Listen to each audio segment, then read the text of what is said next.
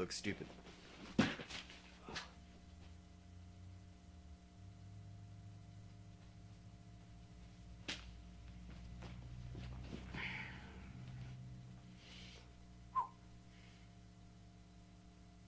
Alright.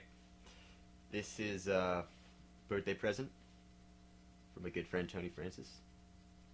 Happy birthday. Very late birthday, but I'm doing it, so you asked me for this. And I'm doing it. So you're welcome.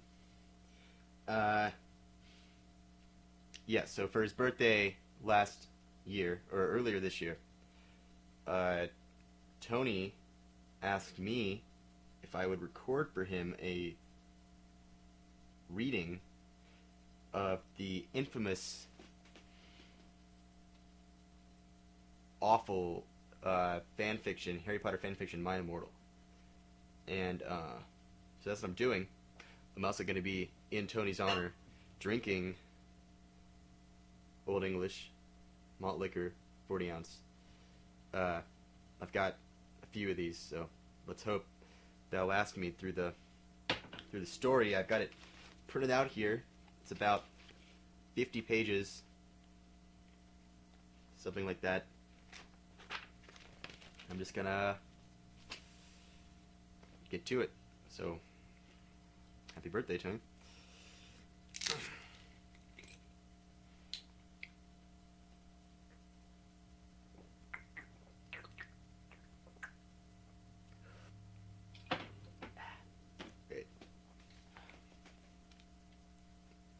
Chapter 1.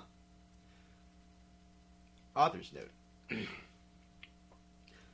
Special thanks, get it? 'Cause I'm Gothic. To my GF, ew, not in that way, Raven. Bloody Tears, 666.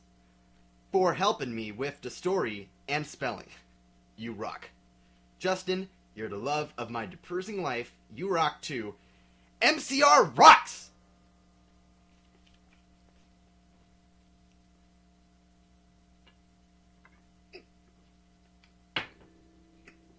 Hi, my name is Ebony Darkness Dementia Ravenway, and I have long, ebony black hair, that's how I got my name, with purple streaks and red tips that reach my mid-back, and icy blue eyes like limpid tears, and a lot of people tell me I look like Amy Lee. Author's Note, if you don't know who she is, get the hell out of here. I'm not related to Gerard Way, but I wish I was, because he's a major fucking hottie. I'm a vampire, but my teeth are straight and white. I have pale white skin. I'm also a witch, and I go to a magic school called Hogwarts in England, where I'm in the 7th year. I'm 17. I'm a goth, in case you couldn't tell, and I wear mostly black. I love Hot Topic, and I buy all my clothes from there. For example, today I was wearing a black corset with matching lace around it and a black leather miniskirt, pink fishnets, and black combat boots. I was wearing black lipstick, white foundation, black eyeliner, and red eyeshadow. I was walking outside Hogwarts. It was snowing and raining, so there was no sun, which I was very happy about. A lot of preps stared at me. I put my middle finger up at them. "Hey, Ebony!" shouted a voice. I looked up. It was Draco Malfoy.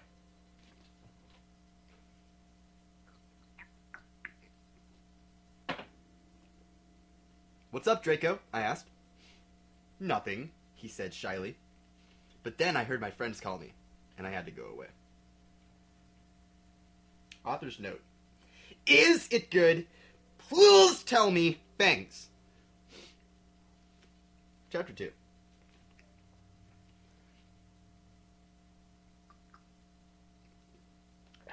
Chapter 2. Author's Note. Thanks to Bloody Tears 666 for helping me with the chapter BTW. Preps, stop blaming my story. Okay. The next day, I woke up in my bedroom. It was snowing and raining again. I opened the door of my coffin and drank some blood from a bottle I had. My coffin was black ebony, and inside it was hot pink velvet with black lace on the ends. I got out my coffin and took off my giant MCR t-shirt, which I used for pajamas. Instead, I put on a black leather dress, a pentagram necklace, combat boots, and black fishnets on. I put on 4 pairs of earrings in my pierced ears and put my hair in kind of a messy bun. My friend, Willow, author's note, Raven, this is you, woke up then and grinned at me. She flipped her long, waist-length, raven black hair with pink streaks and opened her forest green eyes. She put on her Marilyn Manson t-shirt with a black mini, fishnets, and pointy high-heeled boots. We put on our makeup, black lipstick, white foundation, and black eyeliner.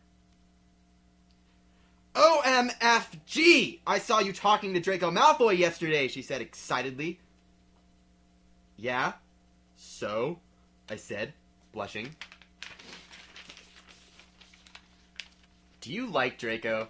She asked as we went out of the Slytherin common room and into the Great Hall. No, I so fucking don't, I shouted. Yeah, right, she exclaimed. Just then, Draco walked up to me. Hi, he said. Hi, I replied, flirtily. Guess what? He said. What?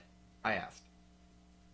Well, Good Charlotte are having a concert in Hogsmeade, he told me. Oh my fucking God! I screamed.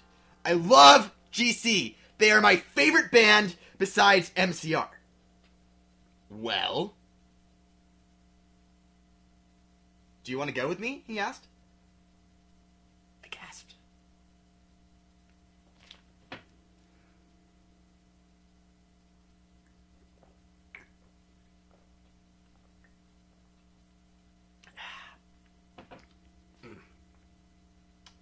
Chapter 3. Author's note. Stop flamming the story, prebz, okay? Otherwise, things to the gothic people for the good reviews. Thanks again, Raven! Oh yeah, BTW. I don't own this or the lyrics for Good Charlotte. On the night of the concert, I put on my black lace-up boots with high heels.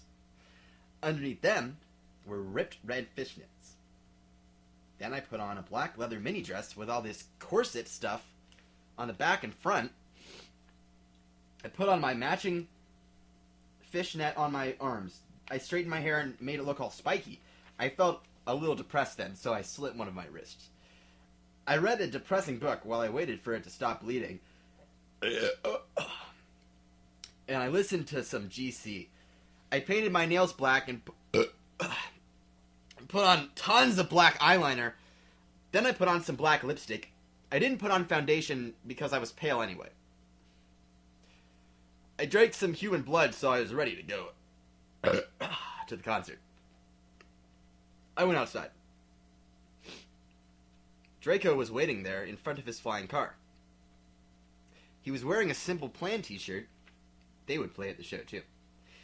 Baggy black skater pants, black nail polish, and a little eyeliner. Author's note, a lot fo cool boys were it. Okay. Hi, Draco, I said, in a depressed voice. Hi, Ebony, he said back. We walked into his flying black Mercedes-Benz. The license plate said 666. And flew to the place with the concert.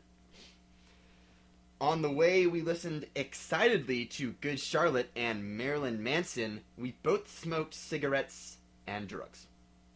When we got there, we both hopped out of the car. We went to the mosh pit at the front of the stage and jumped up and down as we listened to Good Charlotte. And, I don't know this song, so I'm just gonna read the lyrics. You come in cold.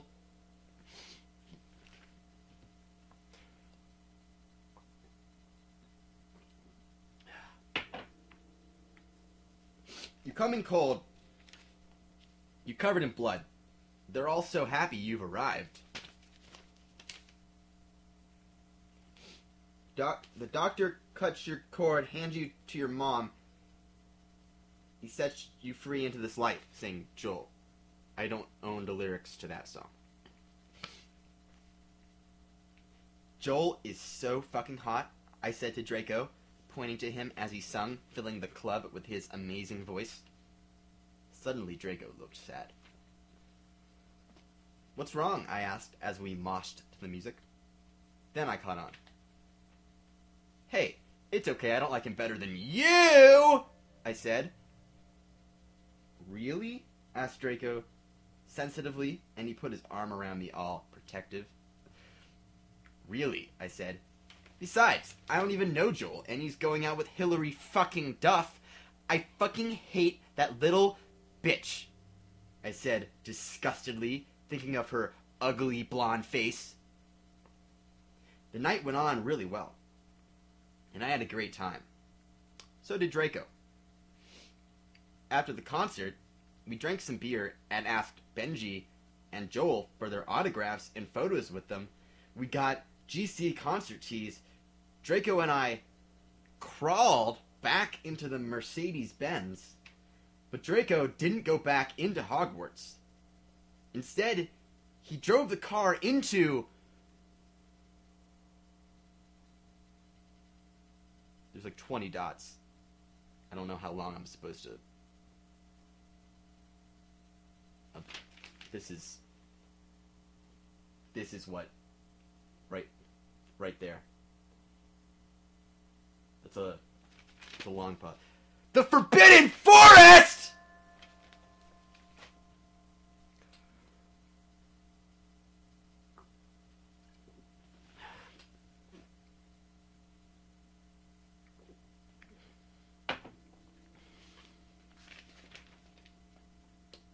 Chapter 4.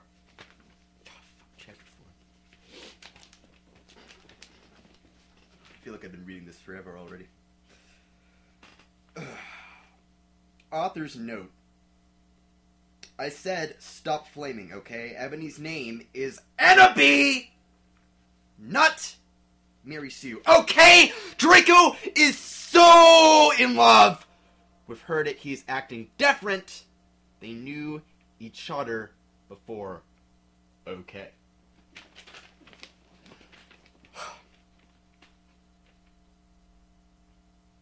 Draco! I shouted. What the fuck do you think you are doing? Draco didn't answer, but he stopped the flying car and he walked out of it. I walked out of it too, curiously. What the fucking hell? I asked angrily. Ebony? He asked. What?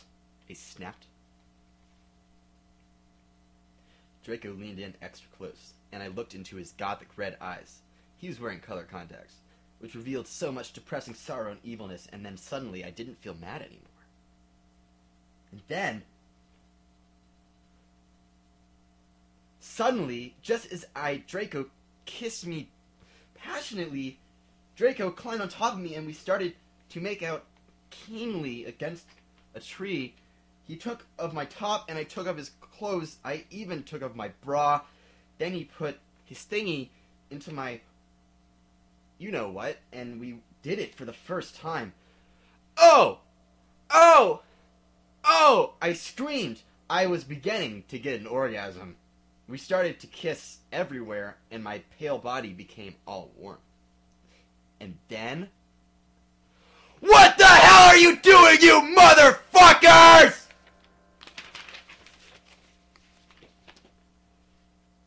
It was...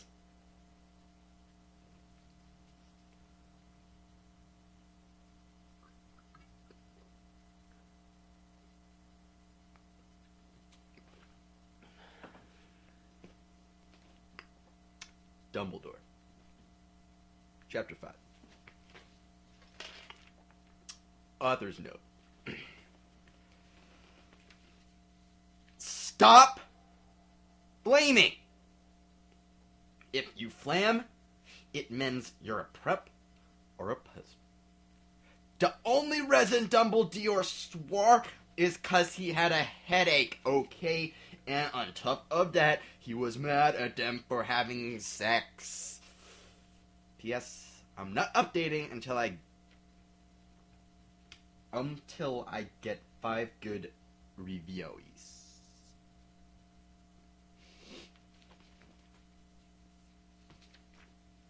Dumbledore made, and Draco and I follow him. He kept shouting at us angrily.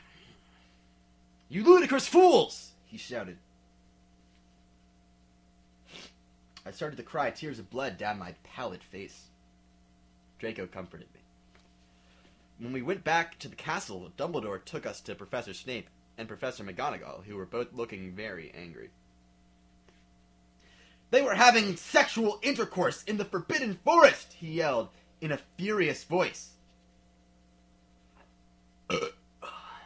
"Why did you do such a thing, you mediocre dunces?" asked Professor McGonagall. Professor McGonagall. "How dare you?" demanded Professor Snape, and then Draco shrieked, "Because I love her!" Everyone was quiet.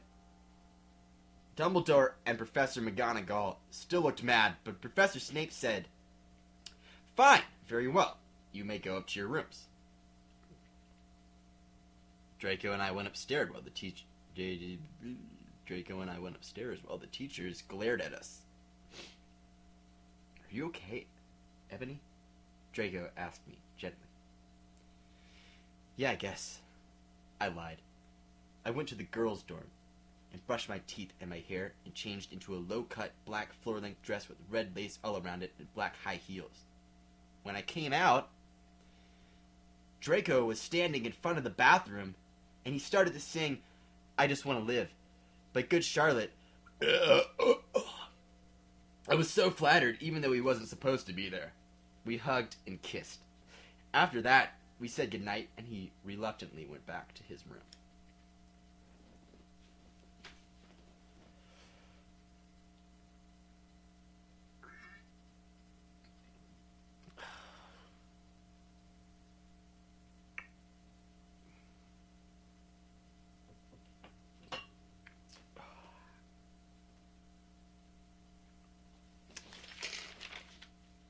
Chapter 6.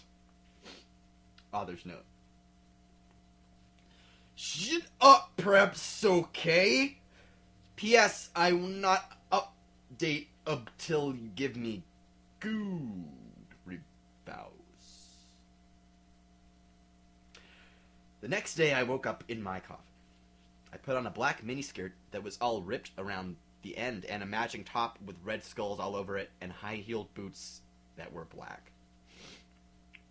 I put on 2 pairs of skull earrings and 2 crosses in my ears. I spray painted my hair with purple.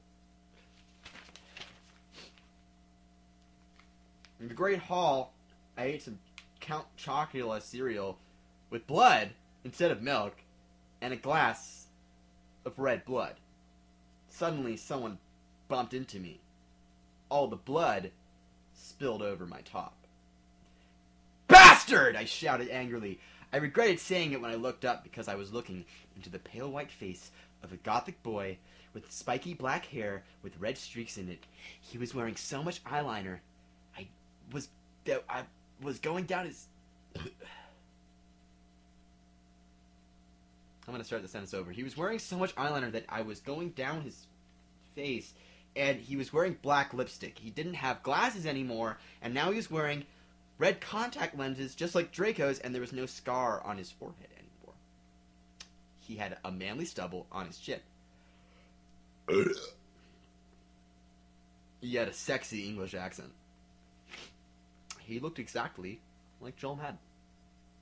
He was so sexy that my body went all hot when I saw him, kind of like an erection, only I'm a girl, so I didn't get one, you sicko.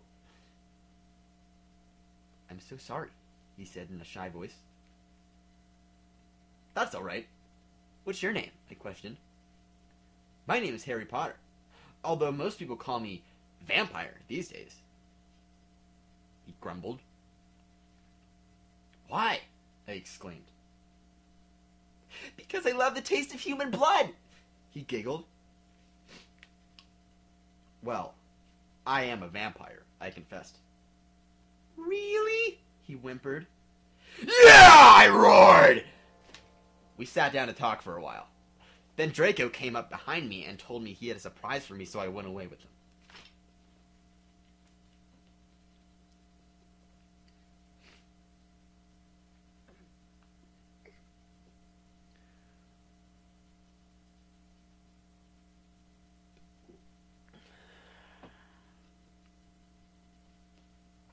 Okay, chapter 7. And, I guess this chapter has a title. None of the other chapters have titles, but it's chapter 7, Bring Me to Life. Author's note. Well, okay, you guys, I'm only reading this because I got 5 God reviews. BTW, I won't write the next chapter till I get 10 God fonts. Stove flaming or I'll report you. Ebony isn't a Marie Sue, okay? She isn't perfect. She's a Satanist. She has problems. She's depressed, for God's sake. Draco and I held our pale white hands with black nail polish as we went upstairs. I was wearing red Satanist things on my nails in a red nail polish. Author's note. See, does that sound like a mirror suit to you? I waved to Vampire. Dark misery was in his depressed eyes. I guess he was jealous of me that I was going out with Draco. Anyway, I went upstairs excitedly with Draco. We went into his room and locked the door. Then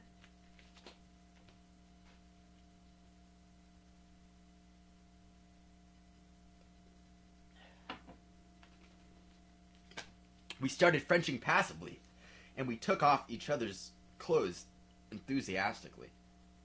He felt me up before I took off my top. Then I took off my black leather bra, and he took off his pants.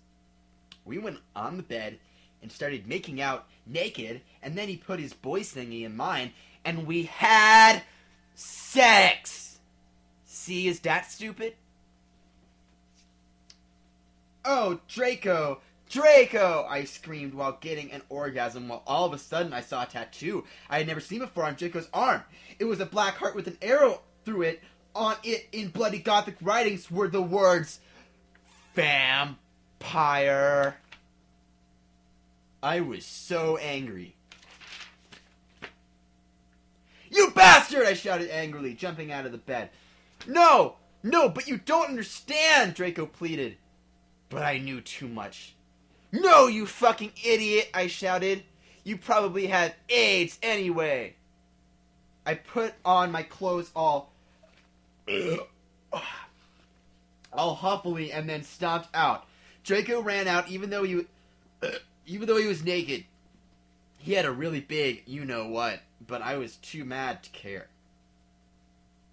I stomped out and did so until I was in Vampire's classroom where he was having a lesson with Professor Snape and some other people.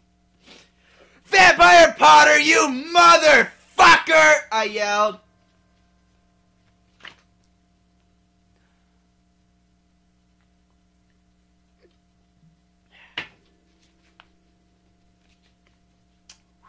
Chapter 8. Author's note.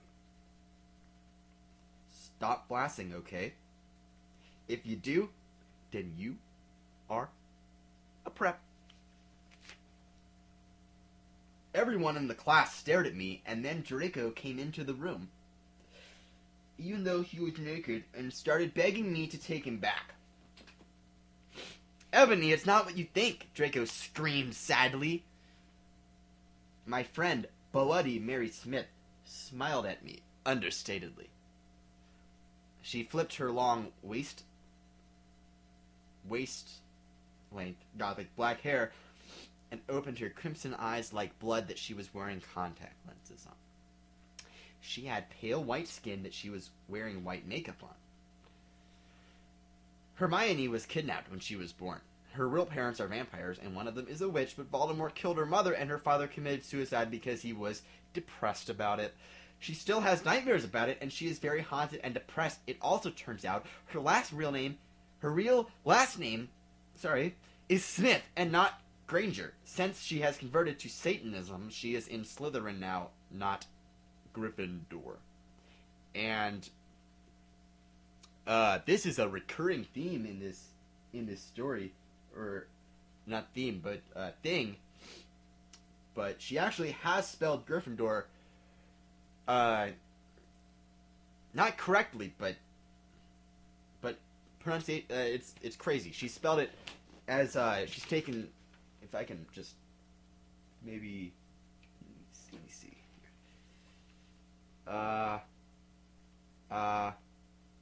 Gryffindor, right? You see it right there? Like Griffin, like the word Griffin, and then the word door is how she spelled it. So it phonetically sounds the same, but it's wrong. It's just really fucking wrong. But smart, I guess. I mean, if you had to guess how you would spell Gryffindor, I mean, you would probably come to that conclusion. So, I don't know. I don't know what I'm trying to say right now. I'm going to continue with the story. What is it that you desire, you ridiculous dimwit? Snape demeaned angrily in his cold voice, but I ignored him. Vampire, I can't believe you cheated on me with Draco! I shouted at him. Everyone gasped! I don't know why Ebony was so mad at me. I had went out with Vampire, I'm bi and so is Ebony, for a while, but then he broke my heart. He dumped me because he liked Brittany, a stupid preppy fucker. We were just good friends now. He had gone through horrible problems, and now he was gothic. Haha, like I would hang out with a prep. And I believe that paragraph was from Vampire's point of view. But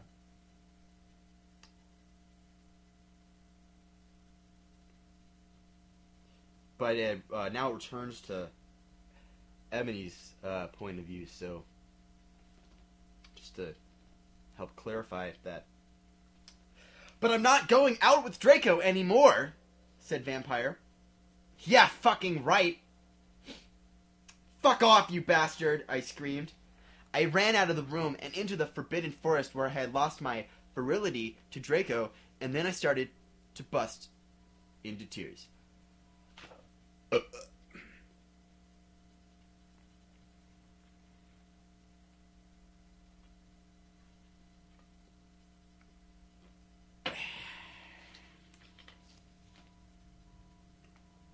Chapter 9.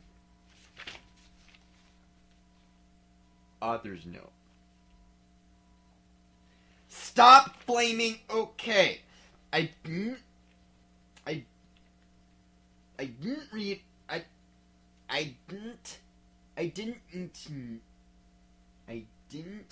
read all the books.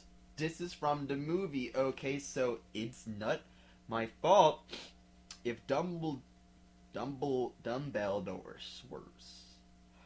Besweets, I said he had a headache!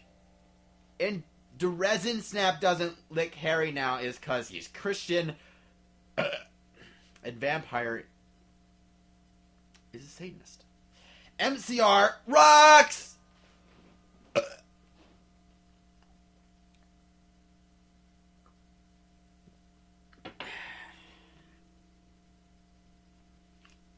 I was so mad and sad. I couldn't believe Draco for cheating on me. I began to cry against the tree where I did it with Draco. Then, all of a sudden, an horrible man with red eyes and no nose and everything started flying towards me on a broomstick. He didn't have a nose, basically like Voldemort in the movie. and he was wearing all black, but it was obvious he wasn't Gothic. It was... Be right back, I gotta blow my nose real quick. Get the sniffles here.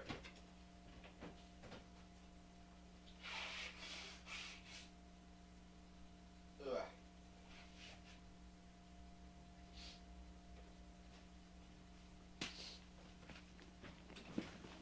It's just kind of started getting cold up here. Season, allergies or whatever. It happens. Alright, where was I? Voldemort! No! I shouted in a scared voice, but then Voldemort shouted, Imperious! And I couldn't run away. Cruikshanks! I shouted at him. Voldemort fell of his broom and started to scream. I felt bad for him, even though I'm a sadist. So I stopped. Ebony, he yelled. Thou must kill Vampire Potter. I thought about Vampire and his sexa eyes and his gothic black hair and how his face looks just like Joel Madden. I remembered that Draco had said I didn't understand, so I thought, what if Draco went out with Vampire before I went out with him and they broke up? No, Voldemort, I shouted back. Voldemort gave me a gun. No, please, I begged. Thou must, he yelled. If thou does not, then I shall kill thy beloved Draco. How did you know? I asked in a surprised way. Voldemort got a, dude, you're so retarded look on his face. I have telekinesis, he answered cruelly. And if you doth not kill Vampire, then thou know what will happen to Draco, he shouted. Then he flew away angrily on his broomstick. I was so scared and mad, I didn't know what to do. Suddenly Draco came into the woods. Draco, I said. Hi. Hi, he said back, but his face was all sad. He was wearing white foundation and messy eyeliner, kind of like a pentagram. Get it? Between Joel Madden and Gerard Pennant, like a cross between Joel Madden and Gerard Way, but not a cross, a pentagram. Get it? Are you okay? I asked. No, he answered. I'm sorry I got all mad at you, but I thought you cheated on me, I expelled. Forbid. That's okay, he said, all depressed, and we went back into Hogwarts together, making out.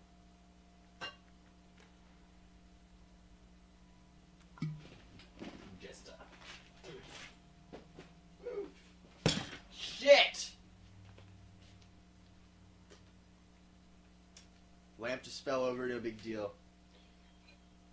Not too worried about it. Ugh.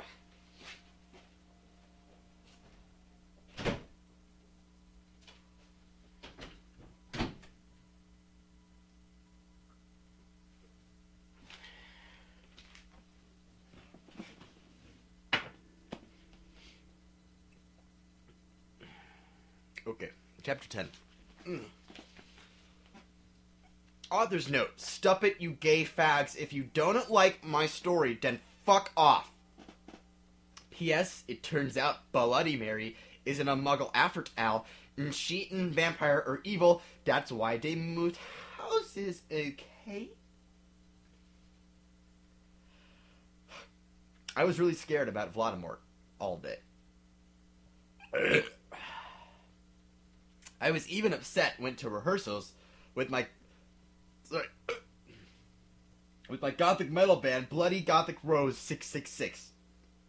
I am the lead singer of it, and I play guitar. People say that we sound like a cross between GC, Slipknot, and MCR. The other people in the band are Bloody Mary, Vampire, Draco, Ron, although we call him Diabolo now. He has black hair now with blue streaks in it. And Hagrid. Only today, Draco and Vampire were depressed, so they weren't coming, and we wrote songs instead. I knew Draco was probably slitting his wrists. He wouldn't die because he was a vampire too, and the only way you can kill a vampire is with a C-R-O-S-S. There's no way I'm writing that. Or a steak. And like a like meat, like a steak that you eat. And Vampire was probably watching a depressing movie like The Corpse Bride. I put on a black leather shirt that showed off my boobs, and a tiny matching miniskirt that said Simple Plan on the butt. You might think I'm a slut, but I'm really not. We were singing a cover of Helena, and at the end of the song, I suddenly bust into tears. Ebony, are you okay? Bloody Mary asked in a concerted voice. What the fuck do you think? I asked angrily, and then I said, well, Voldemort came and the fucking bastard told me to fucking kill Harry, but I don't want to kill him because he's really nice, even if he did go out with Draco, but if I don't kill Harry, then Voldemort will fucking kill Draco. I burst into tears. Suddenly Draco jumped out from behind a wall. Why didn't you fucking tell me? He shouted. How could you? You fucking poser muggle bitch.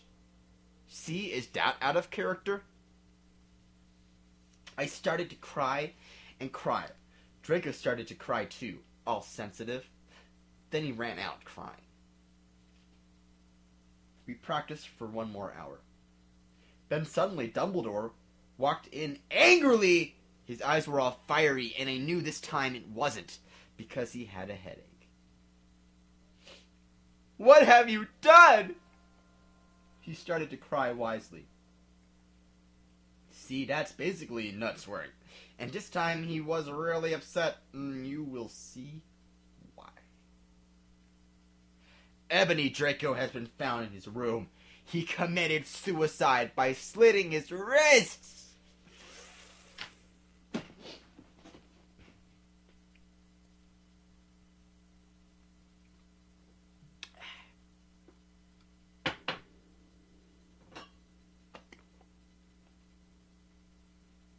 Okay, chapter 11. Author's note. I said stop flaming up preps.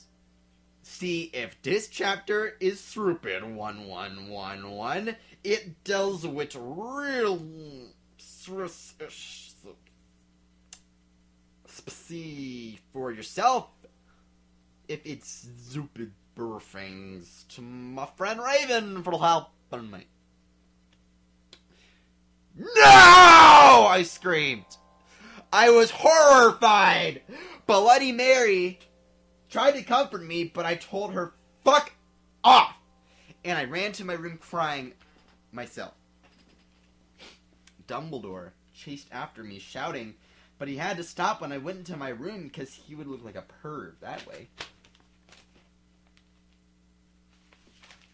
You know what? Put too many stables in this, and I can't read the top word on the thing, so I'm just going to take one out to see if that helps. Chapter...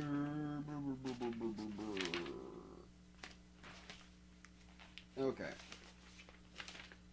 Alright. This is still chapter 11. Continued. Alright, anyway, I started crying tears of blood, and then I slit both of my wrists. They got all over my clothes, so I took them off and jumped into the bath angrily while I put on a Linkin Park song at full volume. I grabbed a stake and almost stuck it into my heart to commit suicide. I was so fucking depressed. I got out of the bathtub and put on a black low-cut dress with lace all over it, sandally. I put on black high heels with pink metal stuff on the ends and 6 pairs of skull earrings. I couldn't fucking believe it. And then I looked out the window and screamed. Snap was spying on me and he was taking a videotape of me. And Lupin was masticating to it. They were sitting on their broomsticks. Ew, you fucking perv! Stop looking at me naked! Are you pedos or what?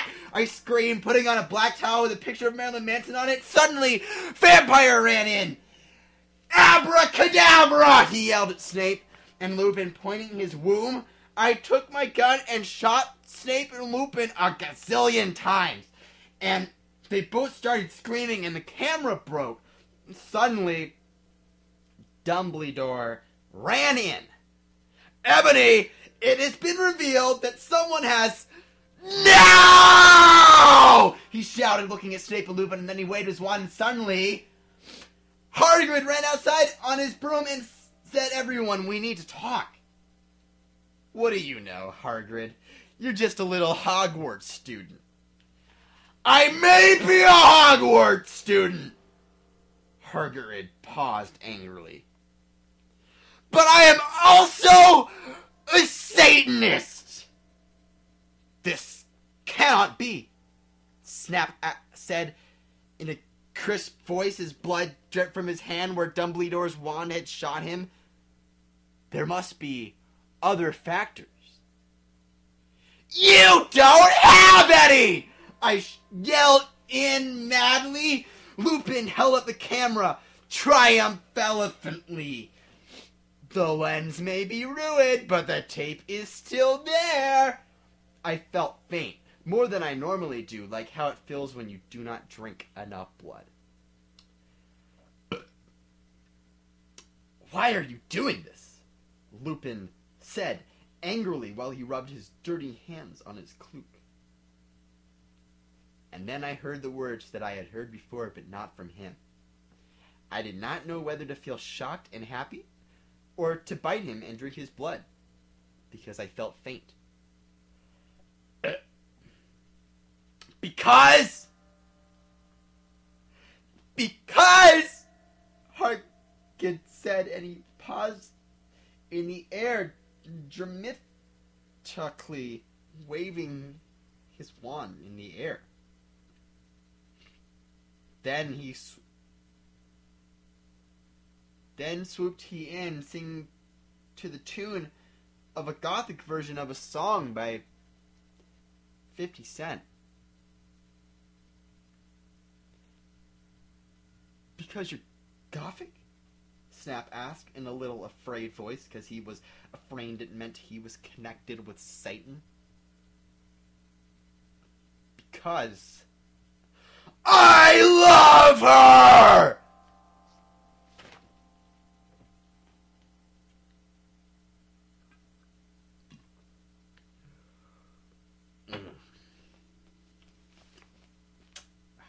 Chapter 12. Author's Note. Stop saying, okay, Hagrid is a pedo too. A lot of people in American schools are like that. I wanted to address the issue. How do you know, Snap? He ain't Christian, plus Hagrid isn't really in love with Ebony. That was Cedric. Okay?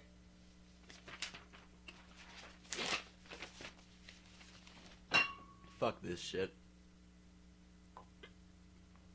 I hate this so much.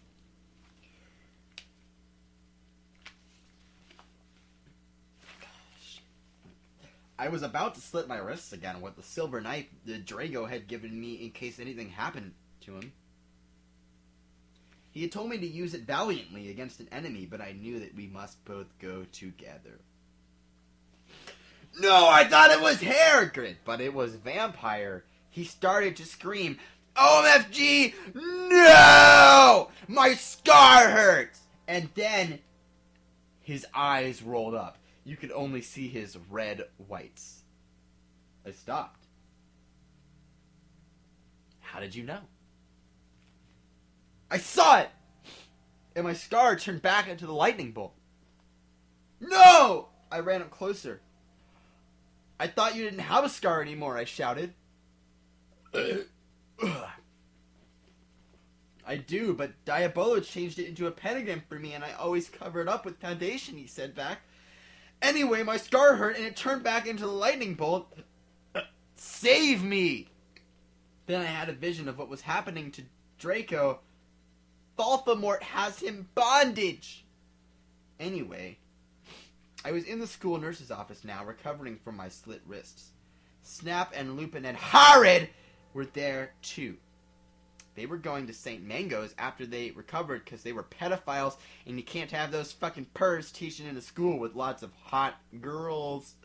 Dumbledore had constipated the studio camera they took of me naked. I put my middle finger up at them. Anyway, Hargrid came into my hospital bed holding a bouquet of pink roses and a bee. I need to tell you something, he said in a V-serious voice, giving me the roses. Fuck off, I told him. You know I fucking hate the color pink anyway, and I don't like fucked up preps like you. I snapped. Hagrid had been mean to me before for being gothic. No, Enemy, Hagrid says. Those are not roses. What, are they goths too, you poser prep? I asked, because I was angry that he brought me pink roses. I saved your life, he said angrily. No, you didn't, I replied. You saved me from getting a Paris Hilton P video made from your shower scene and being viewed by Snap and Lupin, who masturbated! See, is that spelled wrong? To it, he added silently. Whatever, I yelled angrily. He pointed his wand at the pink roses. Those aren't roses. He suddenly looked at them with an evil look in his eye and muttered, well, if you wanted honesty, that's all you had to say! That's not a spell. That's an MCR song, I corrected him wisely. I know. I was just warming up my vocal cords. Then he screamed, Petulus Maringo me cramically Romatio! For all you cool gothic MCR fans out there, that is a tribute, especially for Raven. I love you, girl. Emo noto okeo! And then the roses turned into a huge black flame floating in the middle of the air, and it was black. Now I knew he wasn't a prep. Okay, I believe you. Now, WTF is Draco? Hagrid rolled his eyes. I looked into the balls of flame, but I could see nothing. You see, Emma, Dumbledore said, watching the two of us watching the flame. To see what is in the flames. Ha! You and fierce flames, get it? You must find yourself first, okay? I have found myself, okay, you mean old man! Hagrid yelled. Dumbledore looked shocked. I guess he didn't have a headache, or else he would have said something back. Hagrid stormed off back to his bed. You are a liar, Professor Dumbledore. Anyway, when I got better, I went upstairs and put on a black leather mini dress that was all ripped on the ends with lace on it. There was some corset stuff on the front. Then I put on black fishnets and black high-heel boots with pictures of Billy Joe Armstrong on them. I put my hair all out around me so I looked like Samara from The Ring. If you don't know who she is, you're a prep. So fuck off! And I put on blood red lipstick, black eyeliner, and black lip gloss. You look kawaii, girl, Bloody Mary said, sadly. Thanks. Get it? You do too, I said, sadly too, but I was still upset. I slit both my wrists, feeling totally depressed, and I sucked all the blood. I cried again in my bathroom, and put the shades on so Snap and Lupin couldn't spy on me this time. I went to some classes. Vampire was in the hair of magical magic creatures. He was looking all depressed because Draco had disappeared and he had used to be in love with Draco. He was sucking some blood from a Hufflepuff. "Hi," he said in a depressed way. "Hi," I said in a equally sad way. We both looked at each other for some time. Harry had beautiful, red, gothic eyes, so much like Draco's. Then,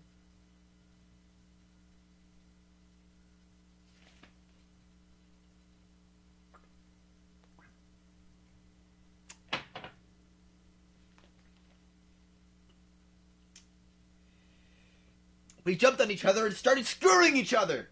"Stop it now, you horny simpletons!" shouted Professor McGoggle, who was watching us, and so was everyone else. "Vampire, you fucker!" I said, slapping him. "Stop trying to screw me. You know I love Draco," I shouted, and then I ran away angrily. Just then he started to scream, "OMFG, no! My scar hurts!" And then his eyes rolled up. You could only see his red whites. "No!" I ran up closer. "I thought you didn't have a scar anymore," I shouted. "I do, but Diabolo changed it into a pentagram for me, and I always cover it up with foundation," he said back. "Anyway, my scar hurt, and then I had a vision of what was happening to Draco. Voldemort has him bondage!"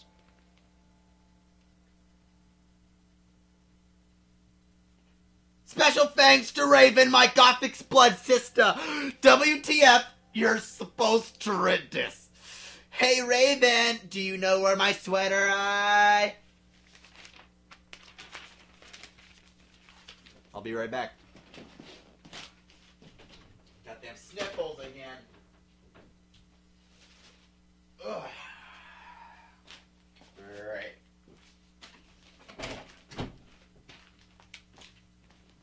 Okay.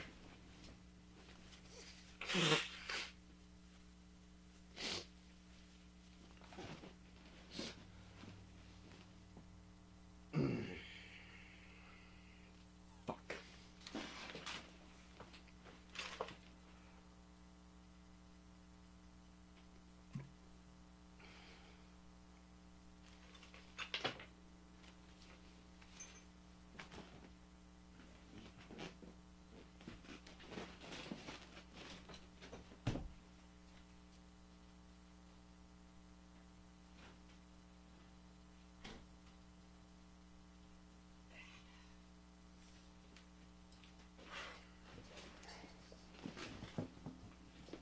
All right.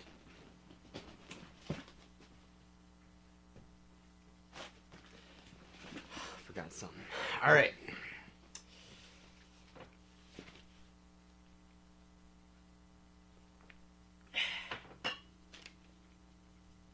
Chapter 13. Author's note. Raven, thanks for gulping me again. I'm sorry I took your poster of Gerard, but that guy is such a fucking sex bomb. Brett, stop flaming! Vampire and I ran up the stairs looking for Dumbledore. We were so scared. "Dumbledore, Dumbledore!" we both yelled. Dumbledore came there. "What is it you want now, you despicable snobs?" he asked angrily. "Voldemort has Draco!" we shouted at the same time. He laughed in an evil voice. "No, don't! We need to save Draco!" we begged. "No," he said meanly.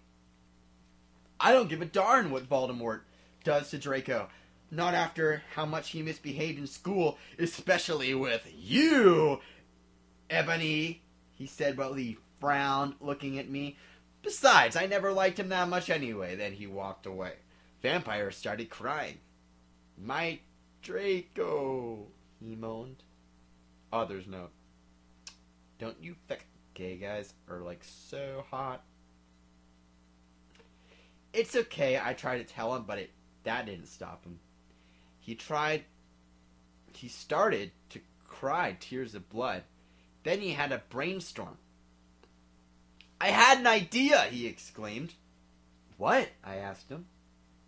You'll see, he said. He took out his wand and did a spell.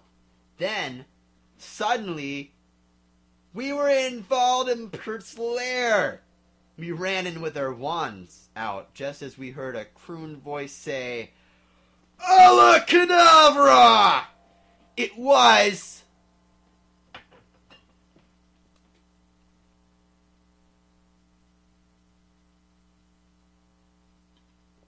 This is your chance. Those of you watching at home, or listening, to guess who it was.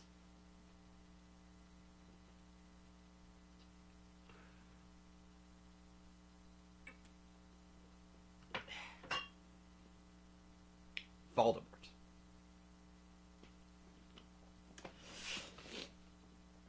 Chapter 14. Author's note. Fuck off, preps. Okay. Raven, thanks for helping again. I'm sorry I couldn't update, but I was depressed. And I had to go to the hospital because I slit my wrists. P.S. I'm not updating till you give me 10 God reviews. Warning! Some of this chapter is extremely scray. Viewer excretion advice. I'm sorry. I don't know what's going on right now with me. Just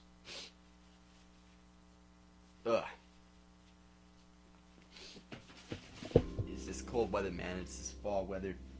It's bullshit. I already miss summer. Fuck every season besides summer. Okay, chapter. Okay.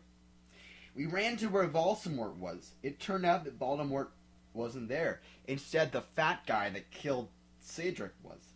Draco was there crying tears of blood. Snaketail was torturing him. Vampire and I ran in front of Snaketail. "Rid my sight, you despicable preps," he shouted as we started shooting him with the gun. Then suddenly he looked at me and he fell down with a lovey-dovey look in his eyes. "Ebony, all of you, will you have sex with me?" he said. In this, he is 16 years old. 16 years old, so he's not a pedophile, okay? Oh, I asked. "Annabelle, I love you. Will you have sex with me?" asked Snaketail. I started laughing crudely. "What the fuck? You torture my BF and then you expect me to fuck you? God, you are so fucked up, you fucking bastard," I said angrily. Then I stabbed him in the heart. Blood poured out of it like a fountain. "No!" he screamed. He started screaming and running around. Then he fell down and died. I burst into tears, sadly. "Snaketail, what art thou doing?" called Voldemort. Then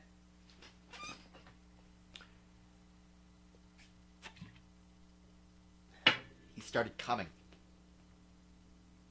We could hear his high heels clacking to us. So we got on our broomsticks and we flew to Hogwarts. We went to my room. Vampire went away. There, I started crying. "What's wrong, honey?" asked Draco, taking off his clothes so we could screw. He had a sex pack. Get it? 'Cause he's so sexy. And a really huge you-know-what. And everything. "It's so unfair," I yielded. "Why can't I just be ugly or plain like all the other girls in press here except for Bloody Mary? 'Cause she's not ugly or anything." "Why would you want to be ugly? I don't like the preps anyway. They are such fucking sluts, answered Draco. Yeah, but everyone is in love with me. Like, Snape and Lupin took a video of me naked. Hagrid said he's in love with me. Vampire likes me, and now even Snaketail is in love with me. I just want to be with you, okay, Draco? Why couldn't Satan have made me less beautiful? I shouted angrily. Others note, don't worry, Ebony isn't a snob or anything, but a lot of people have told her she's pretty. I'm good at too many things! Why can't I just be normal? It's a fucking curse! I shouted that I ran away!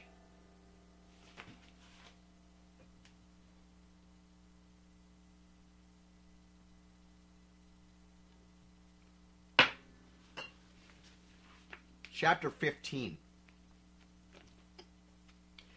Author's note. Stop flaming. Okay. BTW. You suck. From it. No on. Every time someone flams me, I'm gonna slit my wrists. Thanks to Raven for whole blep. Ebony! Shouted Draco sadly. No, please come back. But I was too mad. Whatever. Now you can go and have sex with Vampire, I shouted. I stormed into my room and closed my black door with my blood-red key. It had a picture of Marilyn Manson on it. He looked so sexy in a way that reminded me of Draco and Vampire. I started to cry and weep. That was weird. I took a razor and started to slit my wrists. I drank the blood, all depressed. Then I looked at my black GC watch and noticed it was time to go to biology class. I put on a short, ripped black gothic dress that said anarchy on the front in blood red letters and was all ripped and spiky belt. Under that, I put on ripped black fishnets and boots that said Joel all over them with blood red letters. I put my ebony black hair out. Anyway, I went downstairs feeling all sad and depressed as usual. I did some advanced biology work. I was turning a bloody pentagram into a black guitar. Suddenly, the guitar turned to Draco. Enemy, I love you, he shouted sadly. I didn't care what those fucker preps and posers think. You're the most beautiful girl in the world. Before I met you, I used to want to commit suicide all the time. Now I just want to fucking be with you.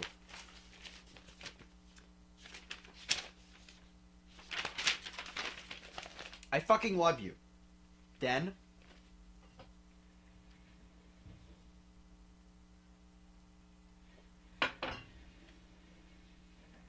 he started to sing the Chronicles of Life and Death. We considered it our song now because we fell in love while Joe was singing. Right in front of the entire class. His singing voice was so amazing and gothic and sexy, like a cross between Gerard, Joel, Chester, Pierre, and Marilyn Manson. Author's note. Don't you think those guys are so hot? If you do not know who they are, get the fuck out of her. OMFG, I said after he was finished. Some fucking preps stared at us, but I just stuck up my middle fingers that were covered in black nail polish and were entwined with Draco's now. At them. I love you, I said, and we started to kiss just like Hilary Duff. I fucking hate that bitch. And CMM in A Cinderella Story. Then we went away holding hands. Lupin shouted at us, but he stopped because everyone was clapping by how sexy we looked together. Then I saw a poster saying that NCR would have a concert in Hogsmeade right then! We looked at each other all shocked, and then we went together.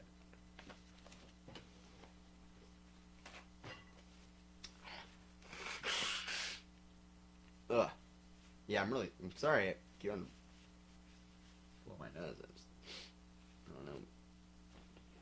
I don't know what that's all about.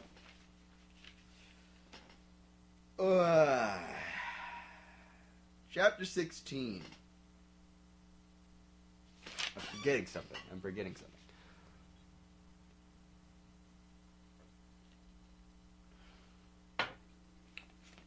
Okay. Chapter 16. Author's note.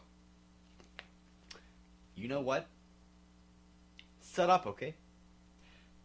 Prove to me you're not preps. Raven, you suck, you fucking bitch. Give me back my fucking sweet your sweet teat. I don't know what this means. Sweet teat, you're supposed to write this. Raven, WTF, you bitch, you're supposed to notice.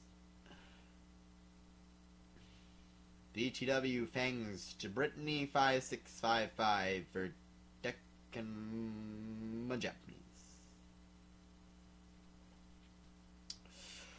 We ran happily to Hogsmeade. There we saw the stage where GC had played. We ran in happily.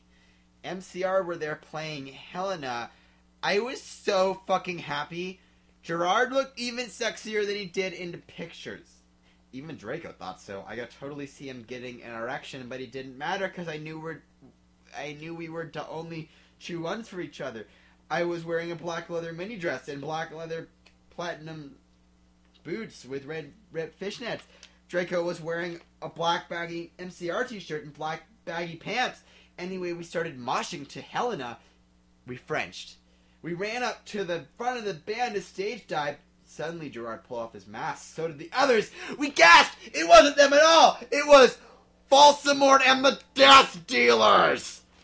WTF, Draco, I'm not going to a concert with you, I shouted angrily. Not after what happened to me last time? Even if it's MCR and you know how much I like them. What, 'cause we, he gadgeted uncomfortably? 'Cause guys don't like to talk about you-know-what. Yeah, 'cause we, I yielded in an angry voice. We won't do that again, Draco promised. This time we're going with an escort!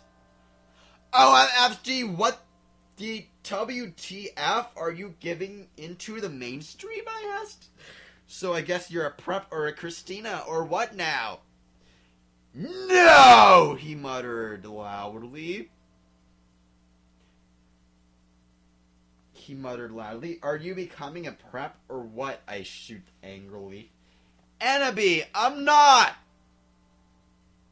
Please come with me. He fell down to his knees and started singing The World is Black by GC to me. I was flattered because that's not even a single.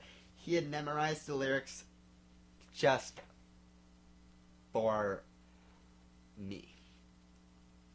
Okay, I guess I will have to, I said, and then we Frenched for a while, and I went up to my room. Bloody Mary was standing there. This is a Japanese word, I think. Hajimemashite.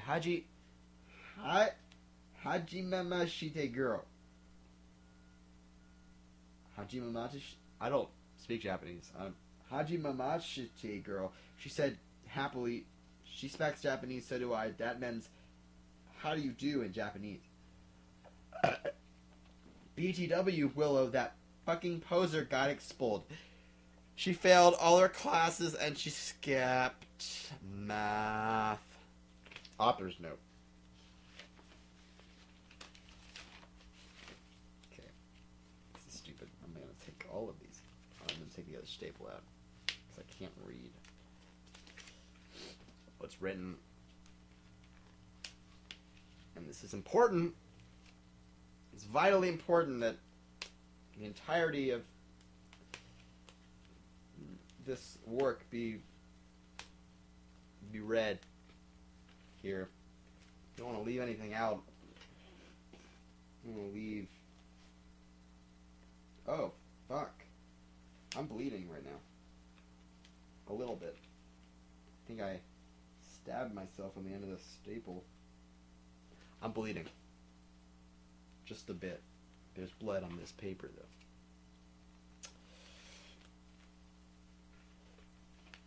though. Fuck. Okay.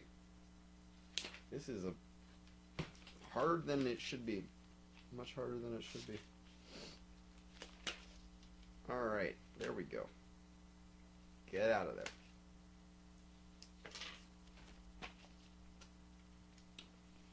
Yeah, that's bleeding a little bit. Not too bad. Not too bad. Nothing that bad. Alright, let's figure out where we were.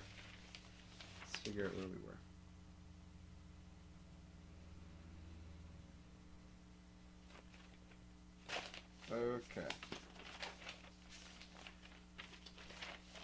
We were on...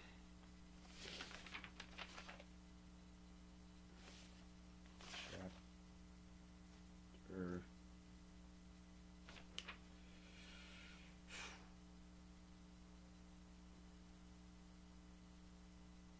Okay. Author's note. Raven, you fucking suck! Fuck you! It serves that bitch... It serves that fucking bitch right. I laughed angrily. Well, anyway, we were feeling all depressed. We watched some gothic movies like Das Nightmare Before Xmas. German. I guess that's the German title. Maybe Willow will die too, I said. Why? Bloody Mare shook her head.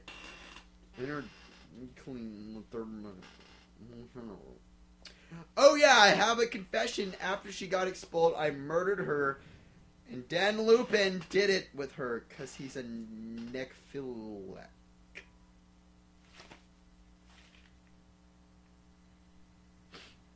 QI, I commented happily. We talked to each other in silence for the rest of the movie.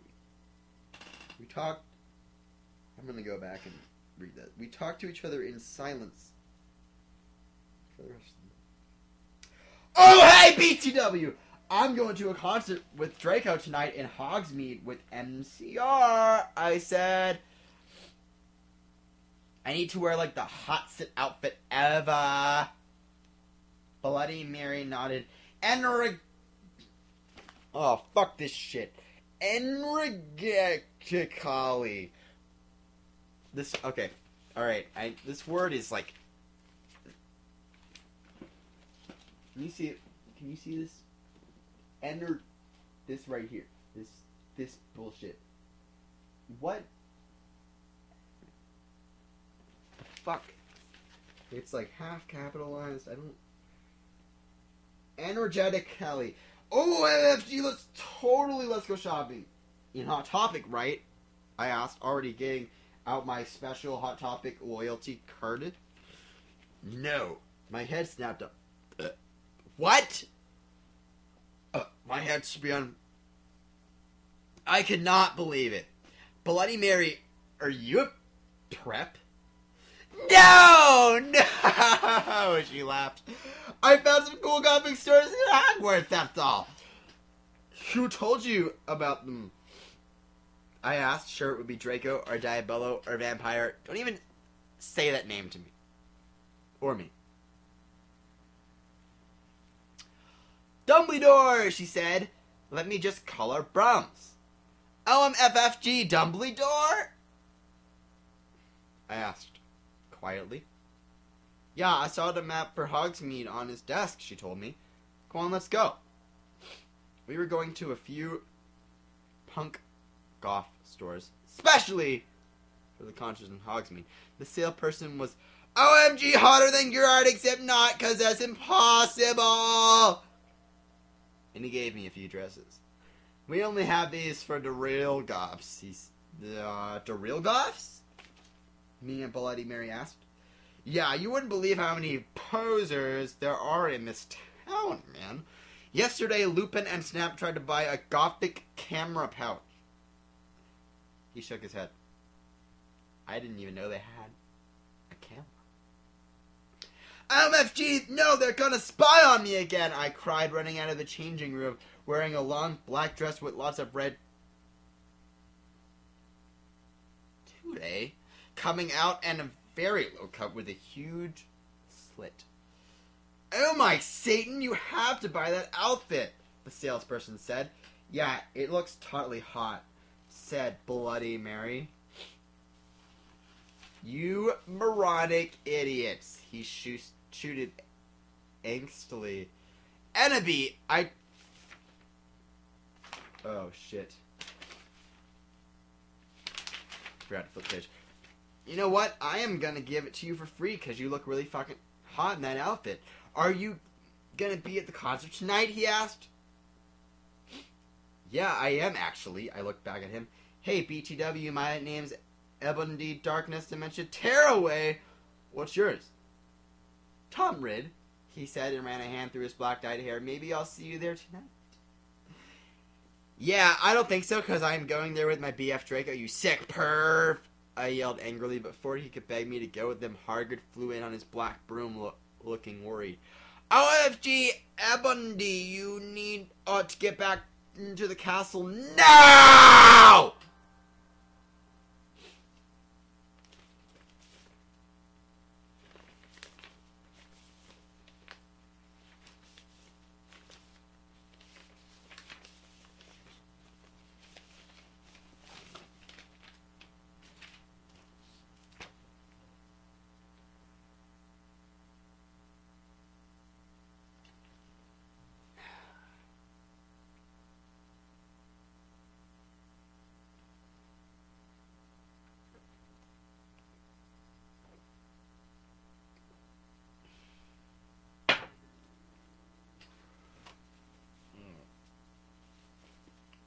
I'm dribbling on myself here.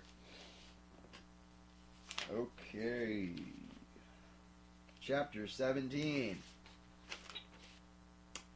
Author's note. I said stuff like Destroyo if you're a prep and not read it.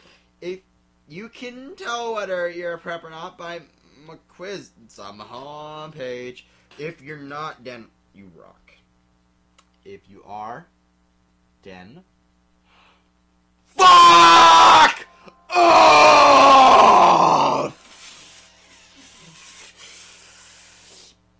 Willow isn't really a prep. Raven, please do this. I promise to give you back your poster. Tom Riddle gave us some clothes and stuff for free.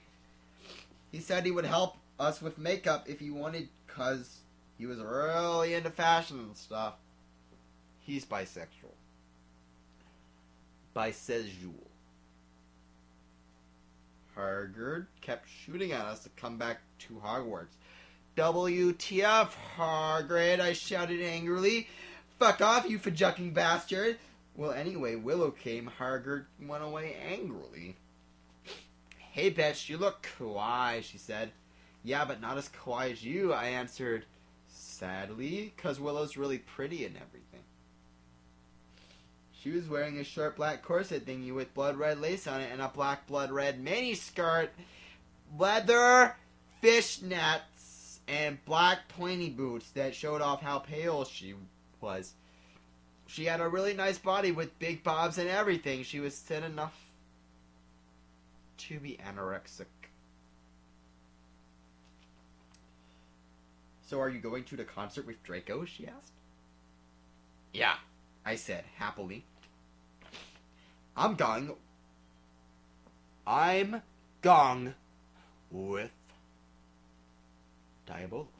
She answered happily. Well, anyway, Draco and Diabolo came. They were both looking extremely hot and sexy, and you could tell they thought we were ought to. Diabolo was wearing a black t-shirt that said 666 on it. He was wearing tons of off makeup, just like Marilyn Manson. Draco was wearing black leather pants, a gothic black GC t-shirt, and black Vans he got from the Warped Tower. Bloody Mart was going to the concert with Dracola. Dracola used to be called Naval, but it turns out tuned out that he was kidnapped at birth, and his real family were vampires. They died in a car crash. Naval converted to Satanism and he went goth. He was in Slytherin now. He was wearing a black work t-shirt, black jeans and shoes, and black hair with red streaks in it. We call him Dracula now. Well, anyway, we all went to Draco's Black Mercy-Benz. Get it? That his dad Lucian gave him. We did pot, coke, and crack. Draco and I made out. We made fun of those stupid fucking preps. We soon got there.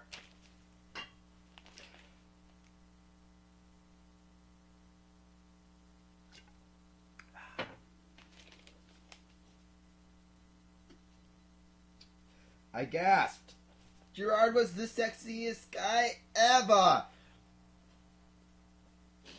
He looked even sexier than he did in pics. He had long raven black hair and piercing blue eyes. He was really skinny and he had an amazing ethnic voice.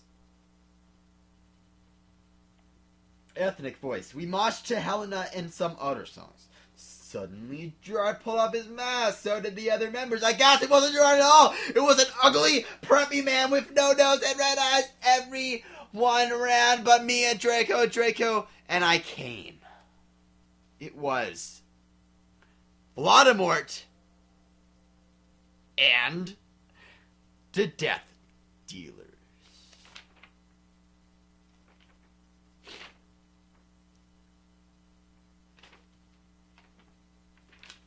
You moronic idiots! He shouted angstily. Enemy, I told you to kill vampire.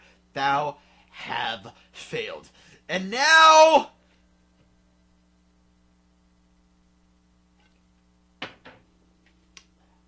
I shall kill thou and Draco. No, please, we begged sadly, but he took out his knife.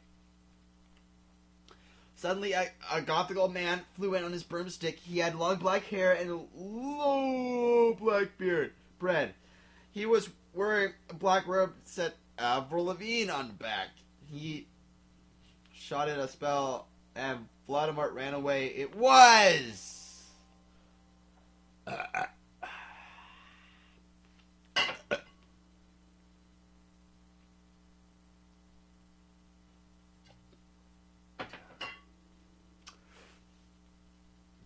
Dumbledore! Chapter 18.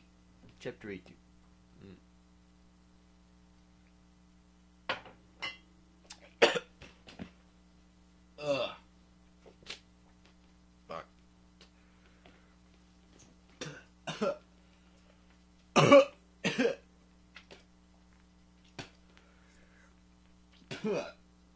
Ugh. Shit.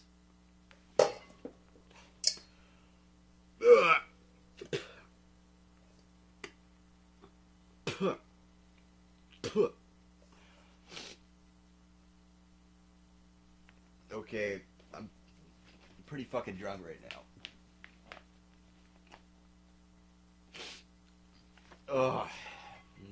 I don't blow my nose.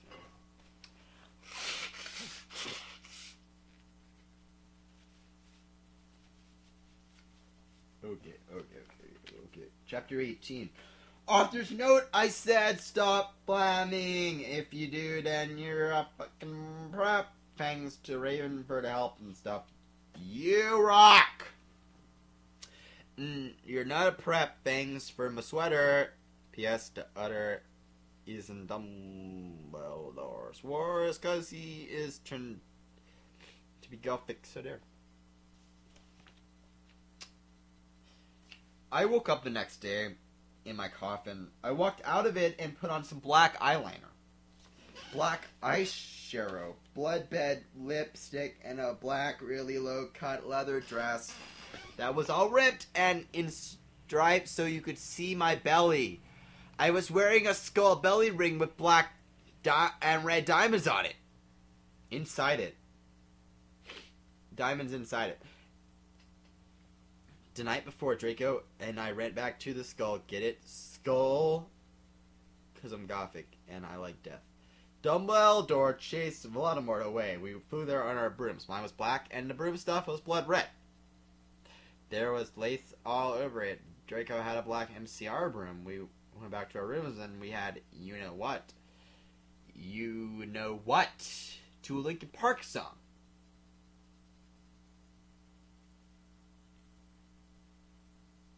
Well, anyway, I went down to the Great Hall. There, all the walls were painted black and the tables were black too. But you fooled see that there was a pink pant underneath the black pant, and there were pastors, opposer bands everywhere like Ashley Simpson and the Backstreet Boys. WTF! I shouted, going to sit next to Bloody Mary and Willow. Bloody Mary was wearing a black leather mini with a good Charlotte t-shirt. Black fishnets and black pointy boots. Willow was wearing a long gothic black dress with blood red writing that was all lacy and came up to your thighs. And black boots and fishnets.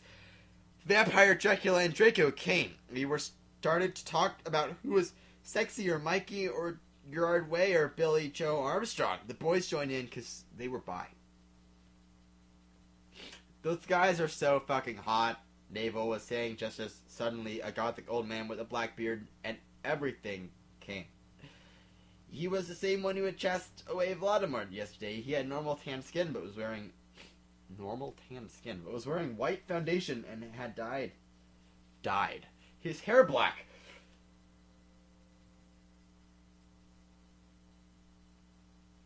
Dumbledore! We all gasped. WTF! I shouted angrily. I thought he was just wearing that to scare Voldemort. Hello, everyone, he said happily. As you can see, I gave the room a makeover. What do you think about it? Everyone from the poser table in Gryffindor, Gryffindor,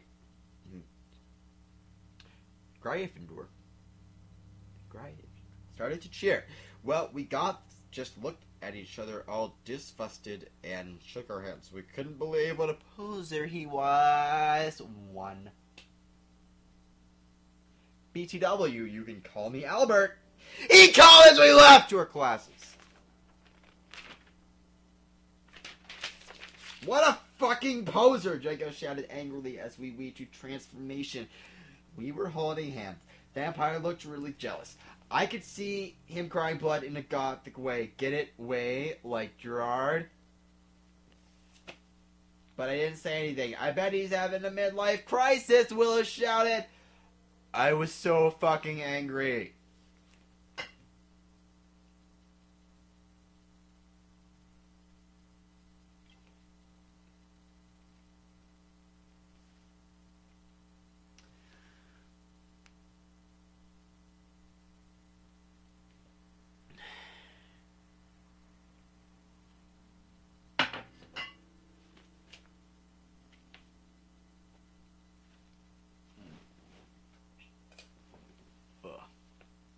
That's gross.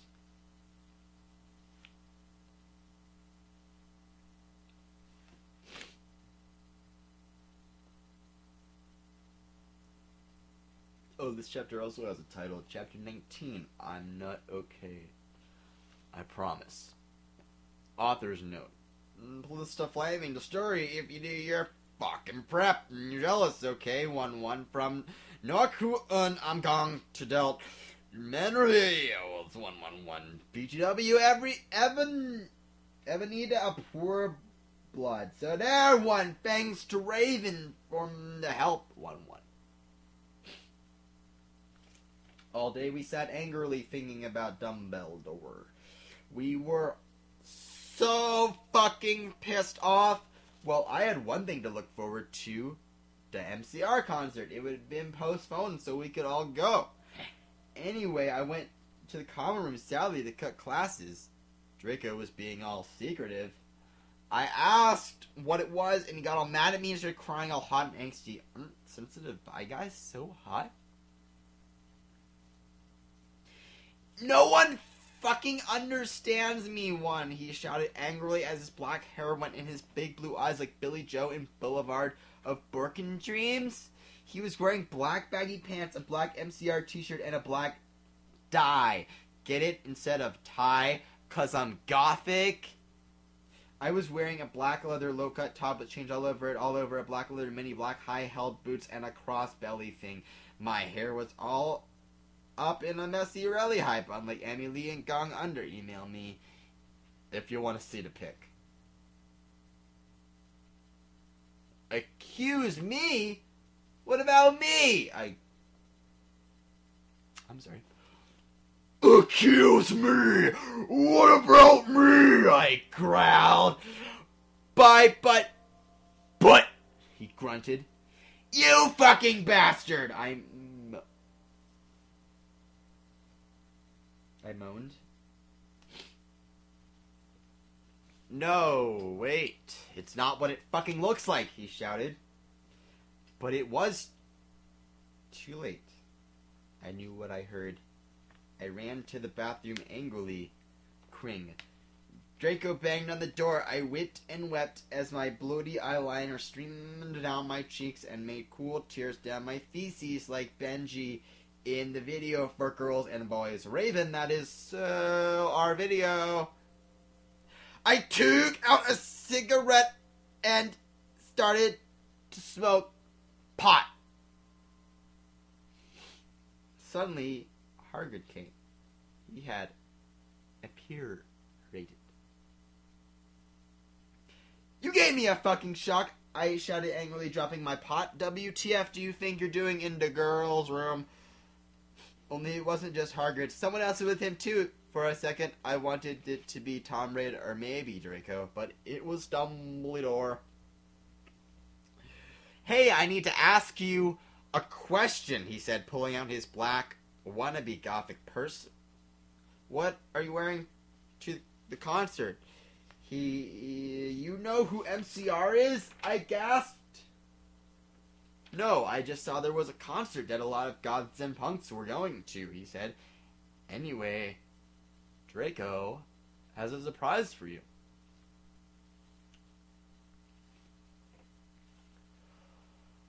Okay.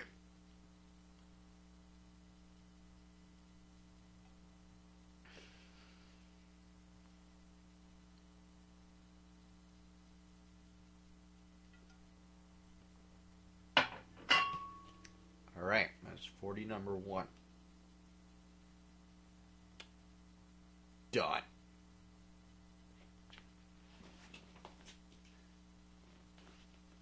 I just spat on my carpet. I feel awful. And I'm reading this fucking bullshit still. Okay, chapter 20. Then we're like halfway through the story here. I hate myself. I hate everything.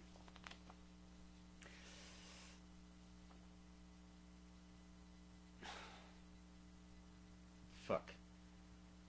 Chapter 20. Author's note, I said I do not care what you think.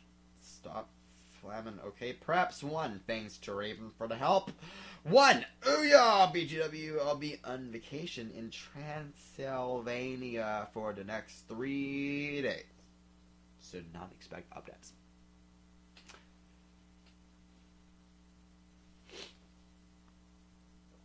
All day I wondered what the surprise was.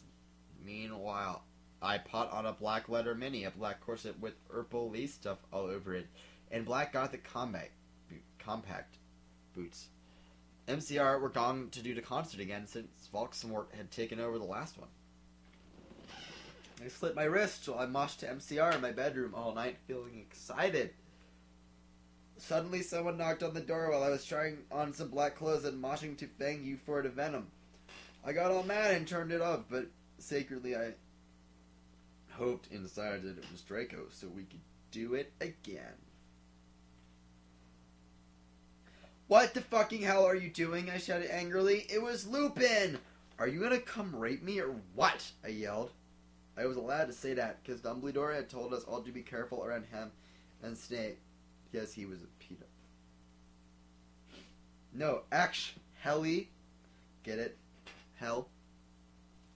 Can I please borrow some condoms? He growled angrily. Yeah, so you can fuck your 6-year-old girlfriend, huh? I shouted sarcastically. Fuck her, he said, going away. Well, anyway, I put on some black eyeshadow, black eyeliner, and some black lipstick and white foundation. Then I went. Then I gasped. Okay, about 30 dots following that. So, took a little time to get a piss. Just let the suspense build for a second. We'll be right back.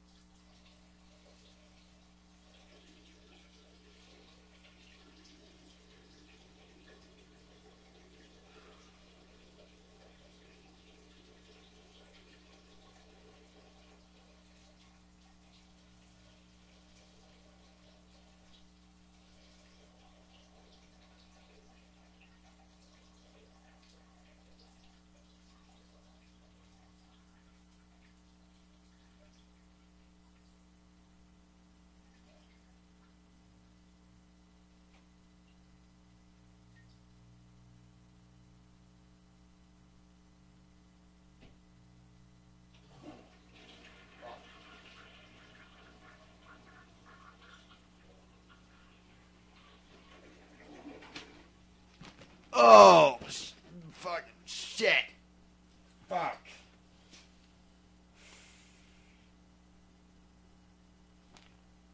Alright.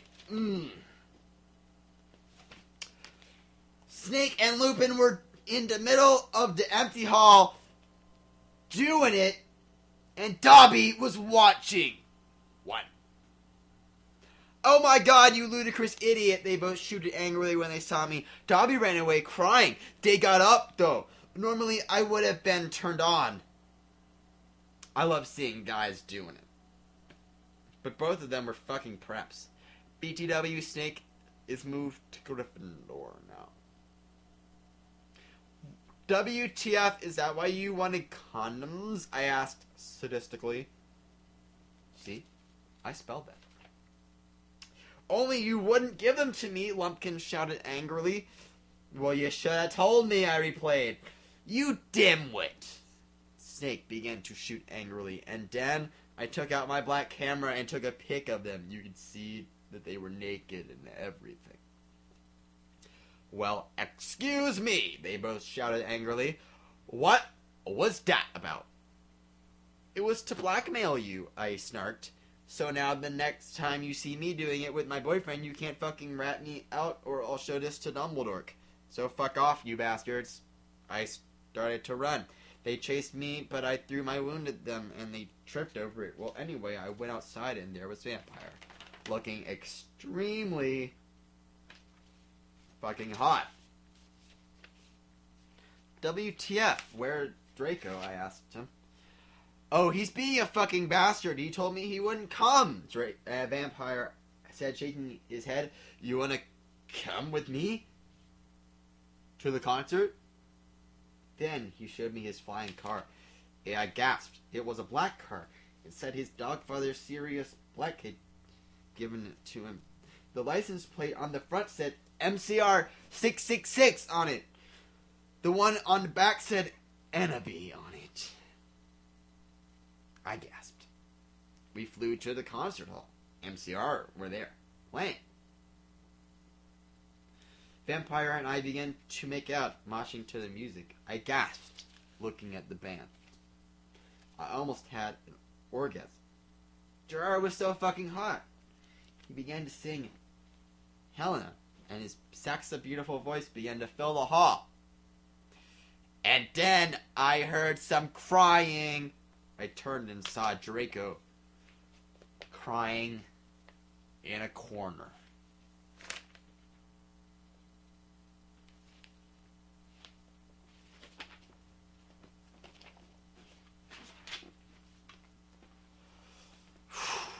Okay. This is my second 40.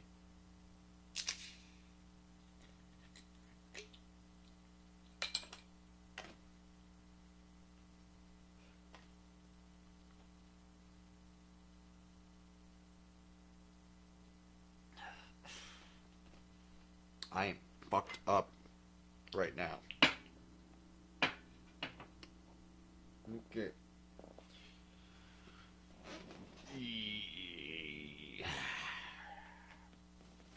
Alrighty. Just wipe off that dribble. That dribbling. Okay, chapter 21. 21. Author's note. Fuck you, okay. You fucking suck. It's not my fault if it's spelled wrong, okay? Cause that bitch Raven, cause it. Fuck you, preps. 1. Oobs. So is Raven, thanks for the help. BW Transylvania rocks hard. I even got to go see the castle where the cola was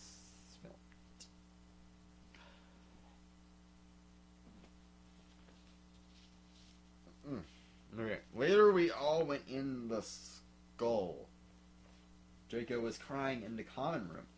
Draco, are you okay? I asked in a gothic voice. No, I'm not, you fucking bitch, he shouted angrily. He stated to run out of the place in a suicidal way. I stated to cry because I was afraid you commit suicide. It's okay, Annabelle, said Vampire comfortably. I'll make him feel better. You mean you'll go fuck him, won't you? I shouted angrily. Then I ran to get Draco. Vampire came too. Draco, please come.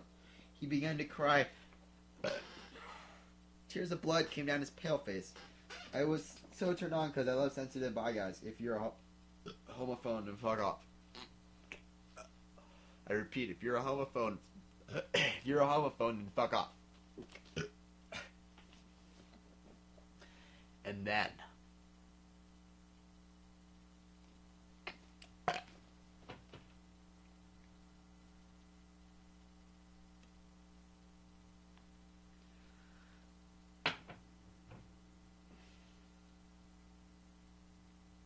we heard some footsteps. Vampire got out his black invincibility cloak. We both got under it. Then we saw the janitor, Mr. Norris, there, shouting angrily with a flashlight in his hand. Who is there? He shouted angrily. We saw Filth come. He was under the invisibility cloak, and started to meow loudly. Is anyone there? Yelled Mr. Norris. Ugh. No, fuck you, you preppy little poser son of a fucking bitch, Vampire said under his breath in a disgusted way.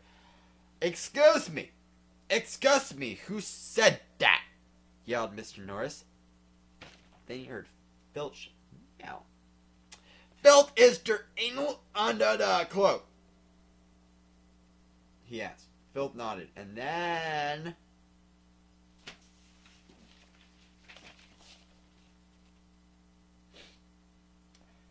Vampire Frenched me. He did it just as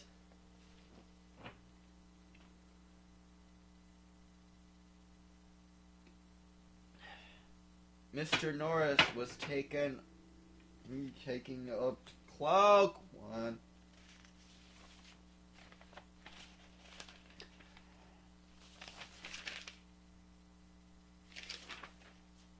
What the? He yelled, but it was too late because now we are running away from him.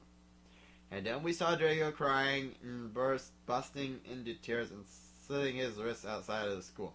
Draco! I shouted. Are you okay? I guess, though, Draco wept. We went back to our coffins, Frenching each other. Draco and I decided to watch Lake Placid. See, isn't that depressing? on the gothic red bed together. As I was about to put in the video, my eyes rolled up, and suddenly I had a vision of something that was happening now. There was a knock on the door, and Fug and the Mystery of Magic walked into the school.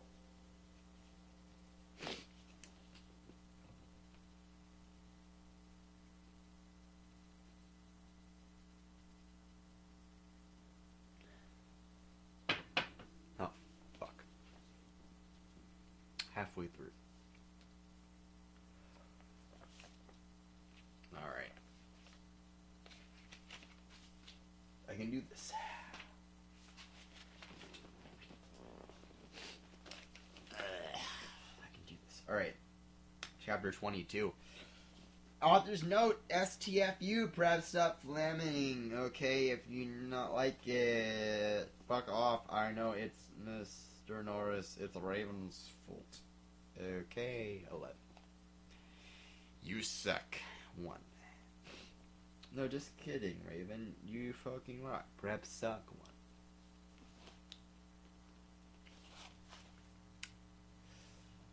All day everyone talked about the misery of magic. Well, anyway, I woke up the next day. I was in my coffin, so I opened the door. I was wearing black lacy leather pajamas, and I gasped. Standing in front of me were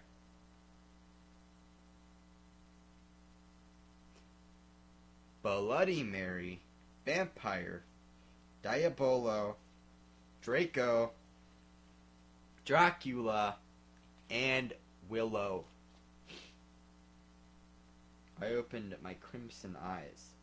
Willow was wearing a tight black leather top with pictures of bloody roses all over it. Under that she wore a black poofy skirt with lace on it and black gothic boots that was attached at the top.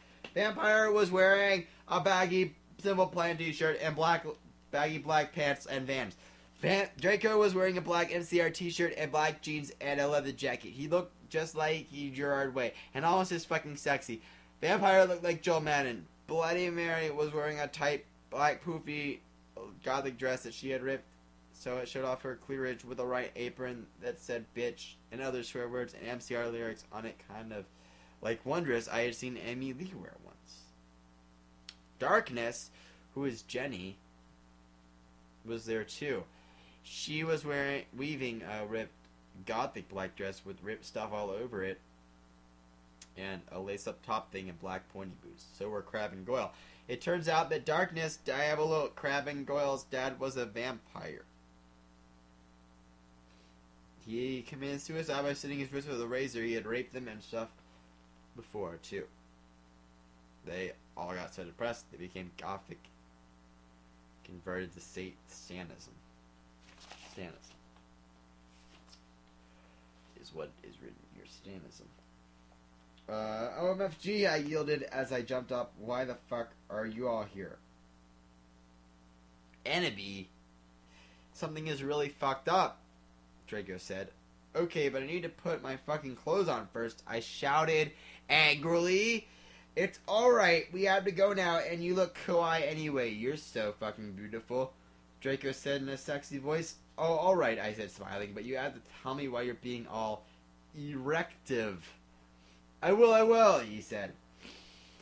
Oh, so I just put on some black eyeliner, black lipstick, and red eyeshadow, and white foundation. Then I came. We all went outside the great hall and looked in from a widow. A fucking prep called Brittany from Gryffindor was standing next to us. She was wearing a pink mini and a Hilary Duff t-shirt, so we put up our middle fingers at her. Inside the great hall, we could see Dumbledore. Cordelia Fudge was there shouting at Dumbledore. Doris Rumbridge was there too. This cannot be! She shouted angrily. The school must be closed! The Bork Lord is planning to kill the students! Yelled Cordelia Fudge. You are not fit to be principal any longer! Yelled Rumbridge. You are too old, and your Alzheimer's is dangerous. You must retry, or Voldemort will kill your students. Very well, said Dumbledore angrily, but But we cannot do this. We can't close the school. There is only one person who is capable of killing Voldemort, and she is in the school. And her name is...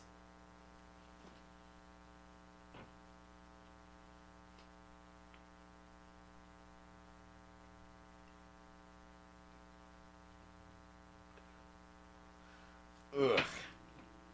Enemy Darkness Dementia Ravenway.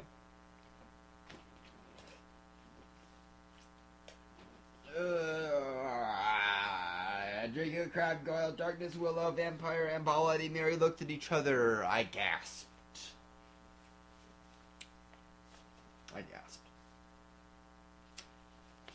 Chapter 23.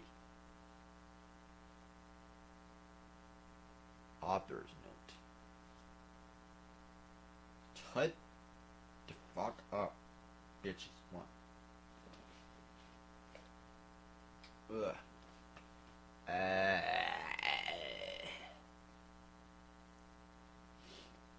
You're just jealous cause I got 10,000 reviews.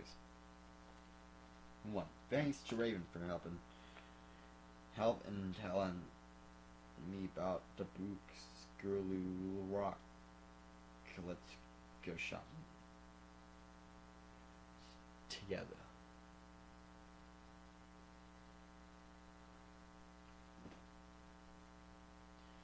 Door opened and Professor Rumbridge and Cornelia Fudge stopped out angrily. Then Dumbledore and Rumbridge sought us. Mr. Way, what the beep are you doing? Rumbridge shouted angrily. Dumbledore blared at her. Oops, she made a mistake. He corrupted her. She means, hi, everybody, come in. Well, we all came in angrily. So did the other students. I sat between Darkness and Draco and opposite Bloody Mary. Crab and Goyle started to make some morbid jokes. They both looked exactly like Villavolo. I ate some Count Chocula.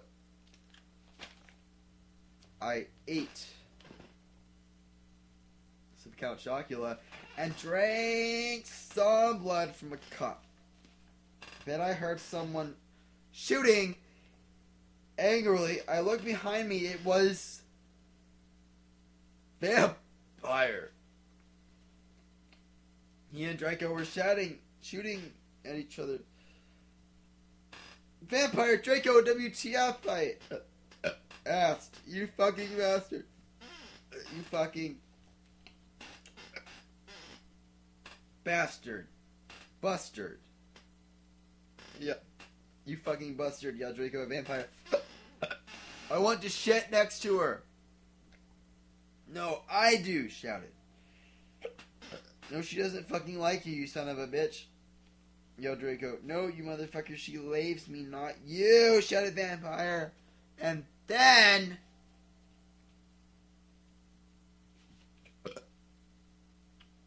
he jumped on Draco. No, not in that way, you perv. They started to fight and beat each other up.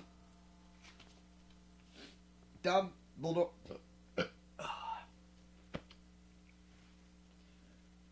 Dumbledore yelled at them, but they didn't stop. All of a sudden, a terrible man with red eyes and no nose flew in on his broomstick. He had no nose and was wearing a gray robe. All the glass in the window he flew through fell apart. Brittany, that fucking prep, started to cry. Vampire and Draco stopped fighting. I stopped eating. Everyone gasped. The room fell silent. Voldemort.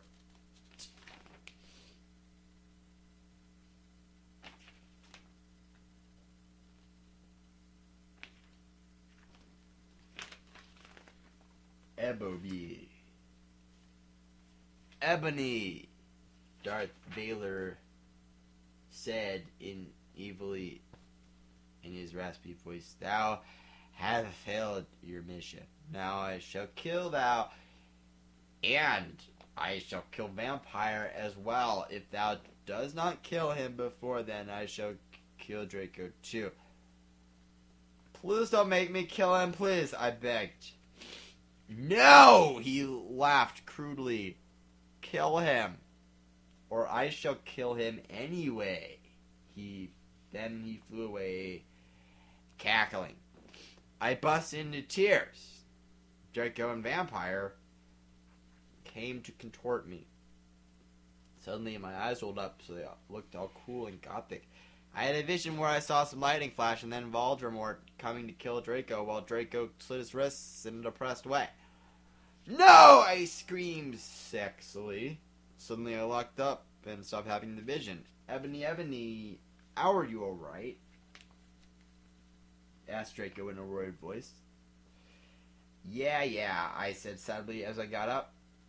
Everything's alright, Enemy, said Vampire, all sensitive. No, it's not! I shouted angrily. Tears of blood went down my face. OMFG, what if I'm getting possessed like in the Ring too? It's okay, girl, said Bloody Mary. Maybe you should ask Professor Sinister about what visions mean. Okay, bitch, I said sadly, and then we went.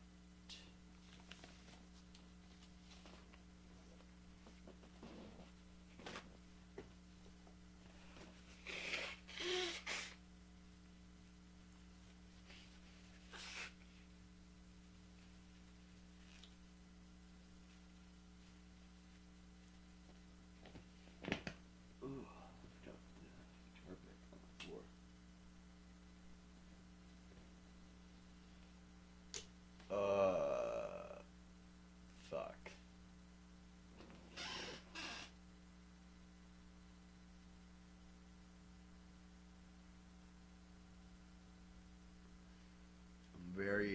I'm pretty drunk right now.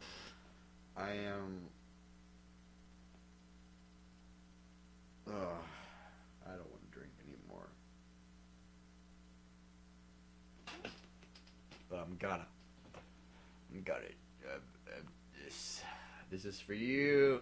This is for you, Tony. Happy fucking birthday.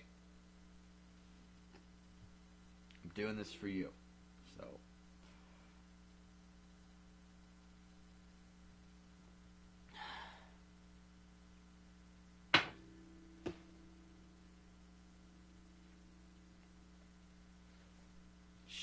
Chapter 24. Author's note. Perhaps stop. Fleming, the story. You're just jealous, so fuck you. Okay, go to hell. One. Raven, thanks for die help.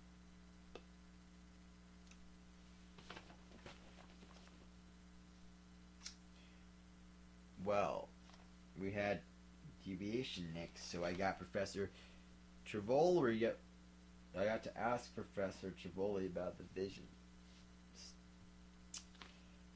Konnichiwa, everybody come in, said Professor Sinister in Japanese. She smiled at me with her gothic black lipstick. She's the coolest fucking teacher ever. She had long dead black hair with bloody red lips, tips, and red eyes. Her mom was a vampire. She's also half Japanese, so she speaks it and everything. She and Bloody Mary get along great. She's really young for a teacher. Today she was wearing a black leather top with red lace and a long gothic black ripped dress. We went inside the black classroom with pastures of Emily the Strong. I raised my hand. I was wearing some black nail polish with red pentagrams on it. What is it, Ebony? She asked. Hey, I love your nail polish. Where'd you get it? Hot Topic? Yeah, I answered. All the preps who didn't know what HT was gave me weird looks. I gave them the middle finger. Well, I have to talk to you about some things. When do you want to do it? How about now? She asked. Okay, I said. Okay, class fucking dismissed, everyone, Professor Chivalry said, and then she let everyone go. Except for you, Brittany. She pointed at Brittany and some other preps. Please do exercise. Get it? 1 on page 3. Okay, I'm having lots of visions, I said in a worried voice, so I'm worried is Draco going to die? Well, she gave me a black crystal ball to lock in. I looked at it. What do you see? She asked. I said I see a black gothic skull and a pentagram. Suddenly there was a knock at the door. I looked at it. It was Draco. He was looking really sexy, wearing a black leather facet, a black gothic Lincoln Park t-shirt, and black Congress shoes. Okay, you can go now. See ya, cunt, said Professor Sinister. Bye, bitch, I said, waving. I went to Draco, and Vampire was sitting next to him. We both followed Draco together, and I was so excited.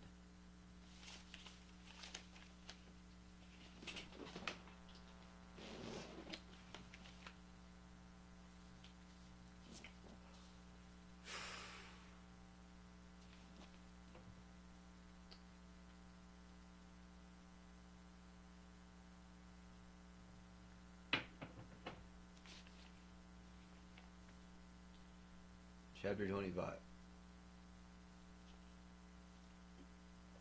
Author's note, stop blaming me, okay?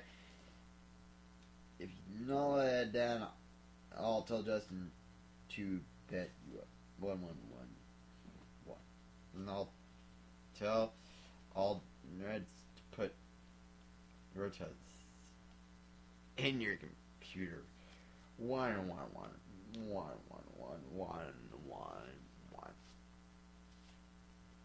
Fuck you! 1. Raven Fangs for the help. 1. I was so excited. I followed Draco, wondering if we were going to do it again. We went outside, and then we went into Draco's black car. Ebony, what the fuck did Professor Chivalry say? Whispered Draco, potting his gothic wit hand with black nail polish on mine. She said she would tell me what the visions meant. Turomo, I grumbled in a sexy voice. He took out a heroin cabaret and spiked it and gave it to me to spork. We started to fly the car into a tree. We went to the top of it. Draco put on some MCR. More lyrics. Are those things and all the things you never ever told me, and all the smiles that are ever gonna haunt me, sang Gerard's sexy voice. We started tiling off each other's clothes fervently. He took off my black thong and my black leather bar. I took off his black boxers. Then he put his throbbing you-know-what into my tool sexily. OMFG, Draco. Draco, I screamed, having an orgasm.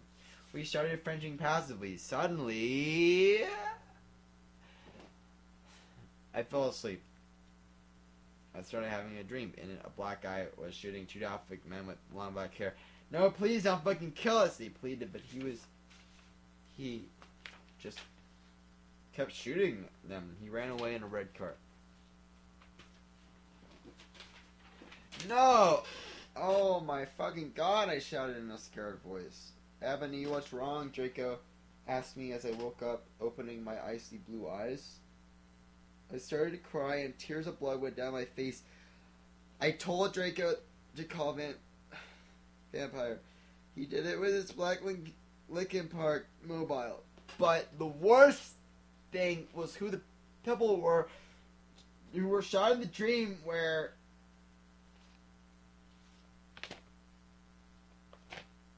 Lucian and Sirius 111.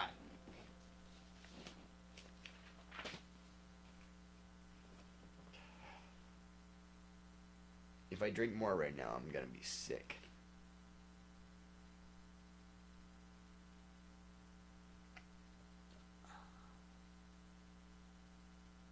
I don't know what to do. I'm gonna drink more.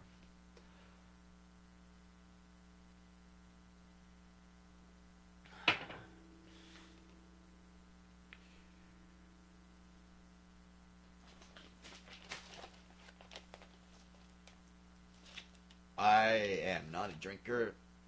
I have a very low alcohol tolerance. So, bear with me. We are on chapter 26.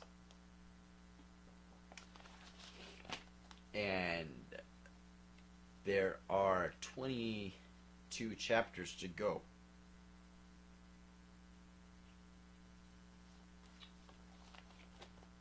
So bear with me here. It's worth it. So it's worth it. Chapter 26. Author's note. Perhaps stop blaming Snouse. Hey.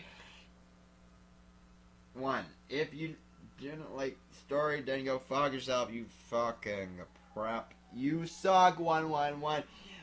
Oh, why? And I wasn't being racist. Okay, 1-1.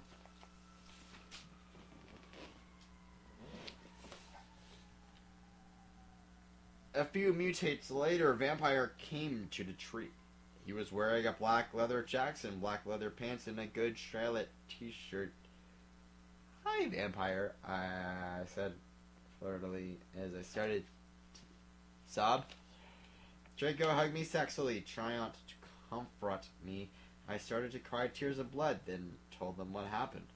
Oh, fuck it! Vampire shouted angrily. E4 started to cry sadly. What fucking dick did that? I don't know. I said, now, come on, we have to tell Dumbledore. We ran out of the tree and into the castle. Dumbledore was sitting in his office. Sire, our dads have been shot, Draco said while we whipped some tears from his white face. Enemy had a vision in a dream. Dumbledore started to cockle. Ha ha, ha ha. And how do you expect me to know Ebony's not divisional? I glared at Dumbledore. Look, motherfucker, he said angrily as Dumbledore gasped. See, is that toot of character? You know very well that I'm not decisional. Now, get me some fucking people out there to look for Sirius and Lucian. Pronto. Okay, he said in an intimated voice. Where are they? I thought about it. All of a sudden, long done, I said. I told him what street. He went and called some people and did some stuff. After a few missions, he came back and said people were going out looking for them. After a while, someone called him again. He said they had been found. Draco, Vampire, and I all left to our rooms together. I went with Draco to wait in the nurse's office while Vampire went to slit his wrists in his room. We looked at each other's gothic, depressed eyes. Then we kissed. Suddenly, Sirius and Lucian came on stretchers.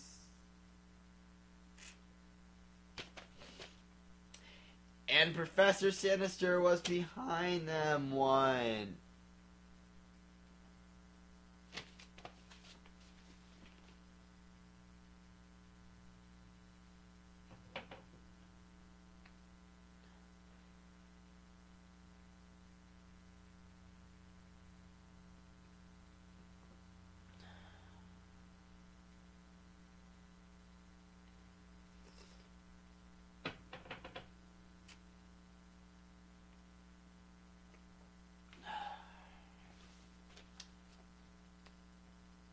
Chapter 27, Vampires Will Never Hurt You. Author's note. You know what, 111? I do not give a fuck what you preps think about me, 1111. So stop blaming the fucking story, bitches, 1111. Thanks to Raven for your love and support. Help, I love you, girl. So I couldn't update. LOL. I was really depressed. And I silt my wrists. I had to go to the hospital. Raven, you rock, girl. 1-1. 1-1. 1-1-1. 1-1-1. 1-1-1. 1-1-1. 1-1-1. A lot of ones.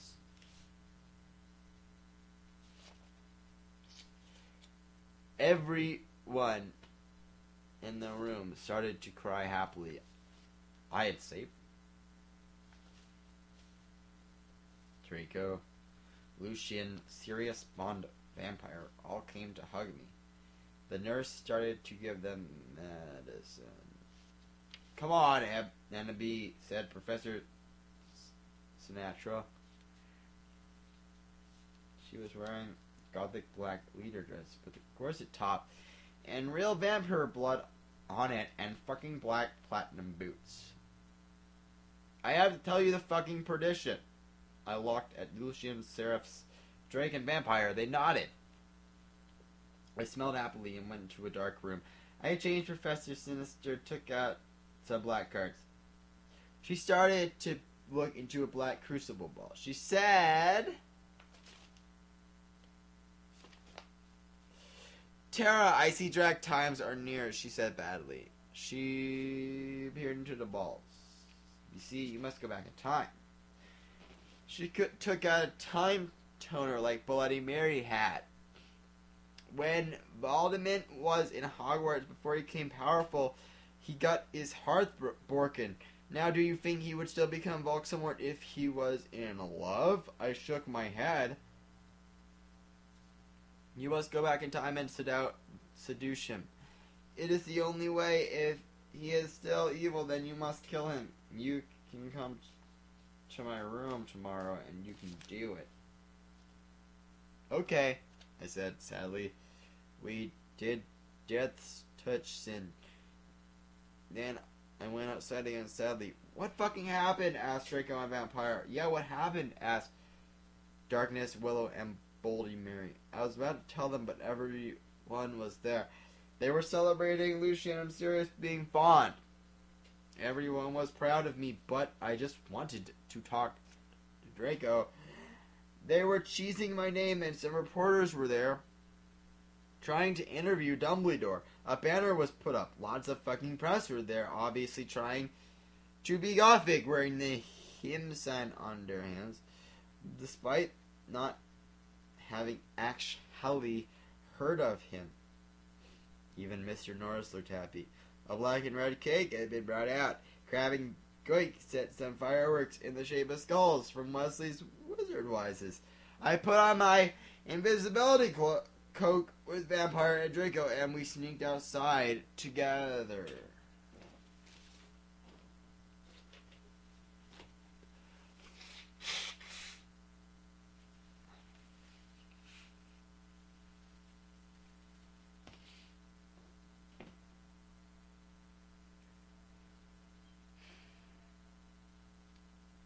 I hate Tara Gillespie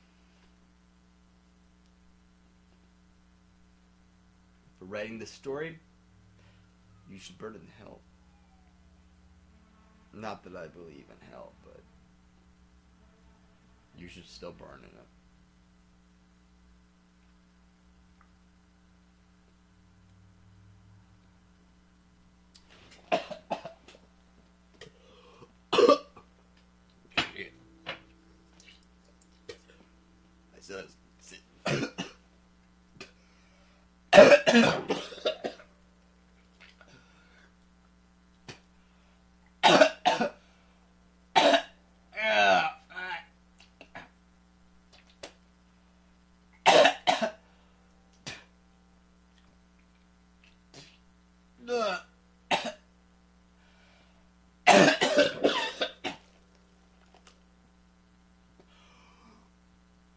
Sorry.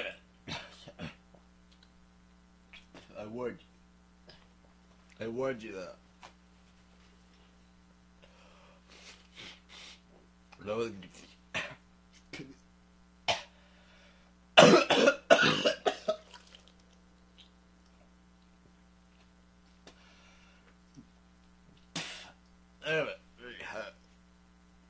Alcohol tolerance.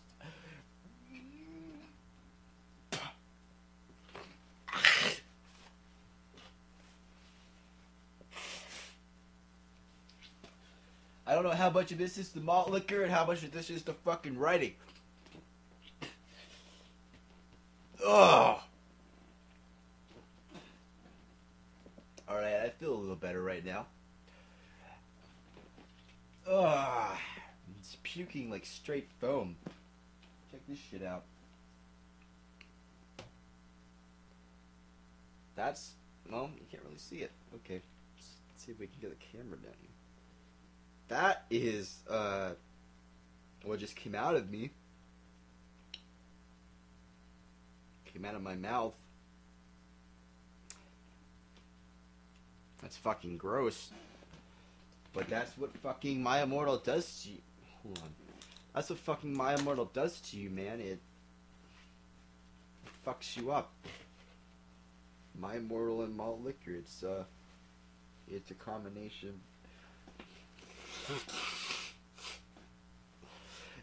Invented by Satan himself! And Satan, we all know that Satan is a friend to everyone, so we should do what Satan tells us to do, and what Satan is telling me to do now is to finish reading this story.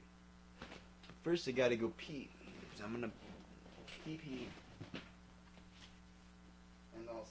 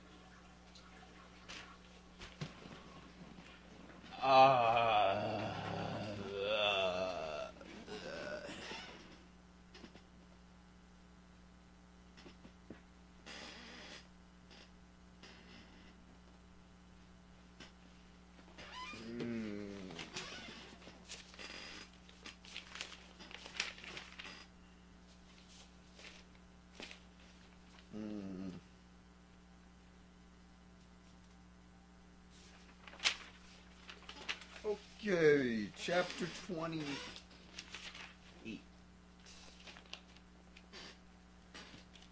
Author's note.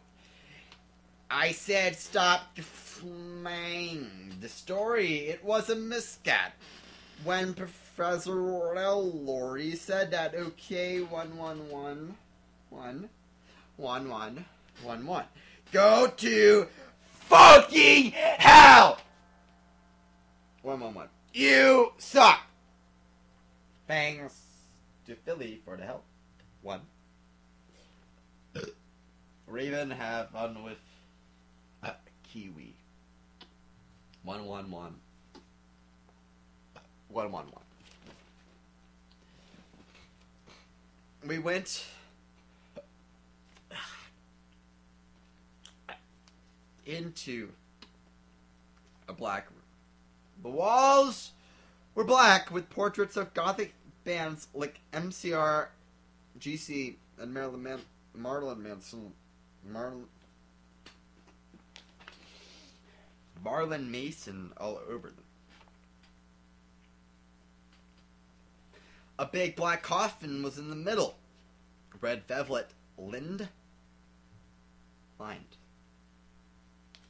The black box. There were 3 chairs made of bones with real skulls in them.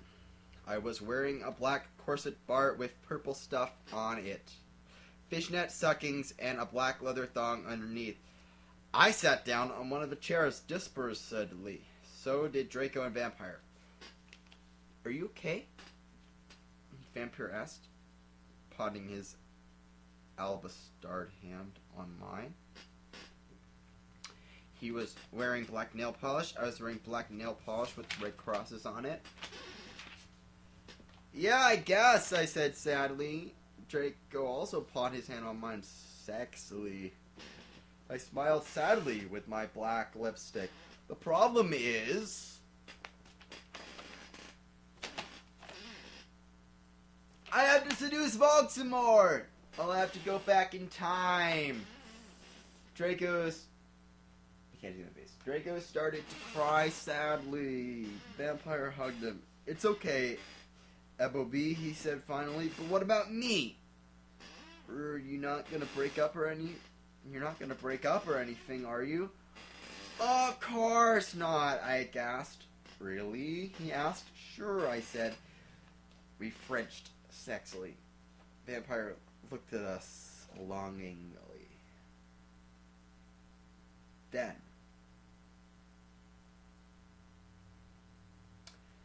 it took off Draco's MCR shrift and seductive belly took off his pants. He was hung like a Stallone. He had replaced the vampire tattoo that said N.O.B. on it. Black roses were around it. I gasped. He looked exactly like Gerard Way. Vampire took a video camera. I had said it was okay before. I took off my clothes and we were in for the ride of our life. We started Frenching as we climbed into the coffin. He put his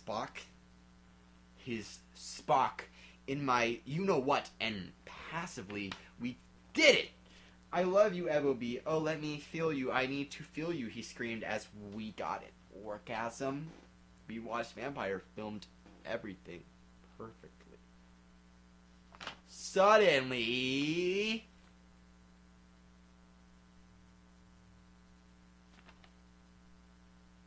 What the fuck are you doing?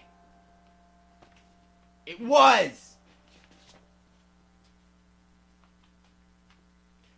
Snope and Professor McGoggle 111.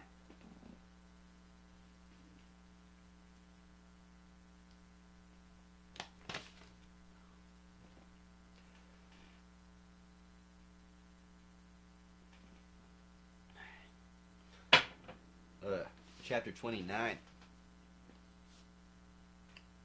Author's note. Sot das fuck up 1-1. You're just jealous because you're prep. So fuck you 1-1-1-1. Raven, you rock, girl. Thanks for the help.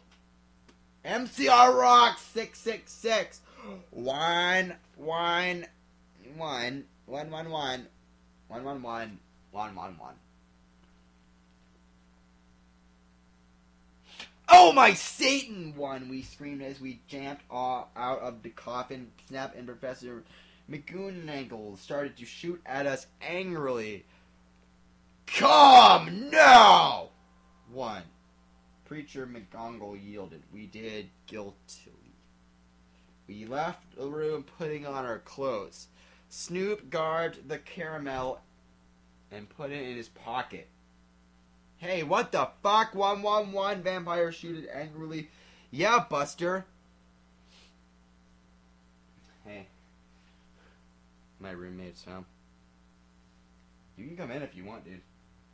Yeah, Buster, what the fuck are you going to do with the fucking camera? Draco demanded, all protective, looking at me. Longley with his gothic red eyes. Look, Dumbledore knows your little secret, and if you do this again, then you will go to St. Mango's. So get back to Canberra, 1111. Dude, I already threw up. How many 40s have you drank? That's the second one.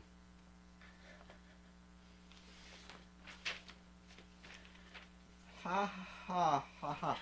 The mystery of Mojang thinks he's crazy. There's no way they will believe him. Snoop laughed meanly. Yes, so shut your mouth, you insolent fools, yelled Professor McGoggle. She made us come into a weird room with white stones all around it. There were all these weird tools in it. Draco started to cry, all sexy and sexative. Get it? 'Cause he's a sex bomb. LOL, Tom Belknot rules. Forlift, but not as much as Gerard, your sex on legs. I love fucking rock, marry me, 111. I started to cry tears of blood. It happens in Vampire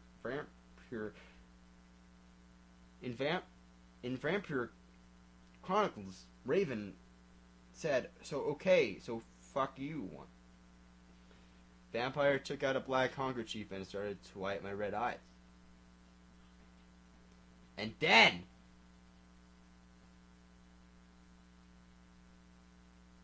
he and Snoop both took out guns using magic.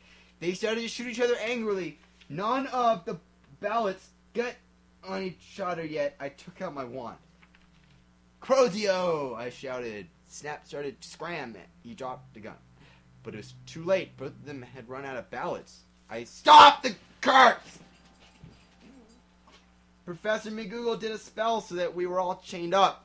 She took out a box of tools. Then she said, okay, Severus, I'm going to go now. She left. Snap started to laugh evilly. Vampire started to cry. It's okay, Enemy, said Draco. Evergreen will be alright. Remember this Kitio you took of Snake? Snape laughed again, and then he took out some whips. 1, 1, 1, 1. 1.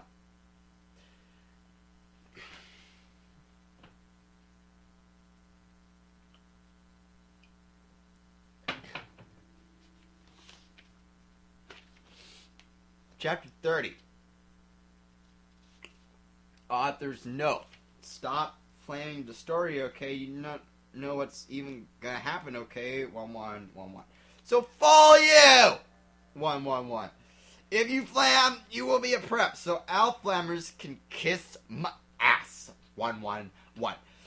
So's for, saying Al Simmers is dongerous, but that's the mystery's opinion. 'Cause society basically sucks. Thanks to Raven, you rock, bitch! 1, 1, 1.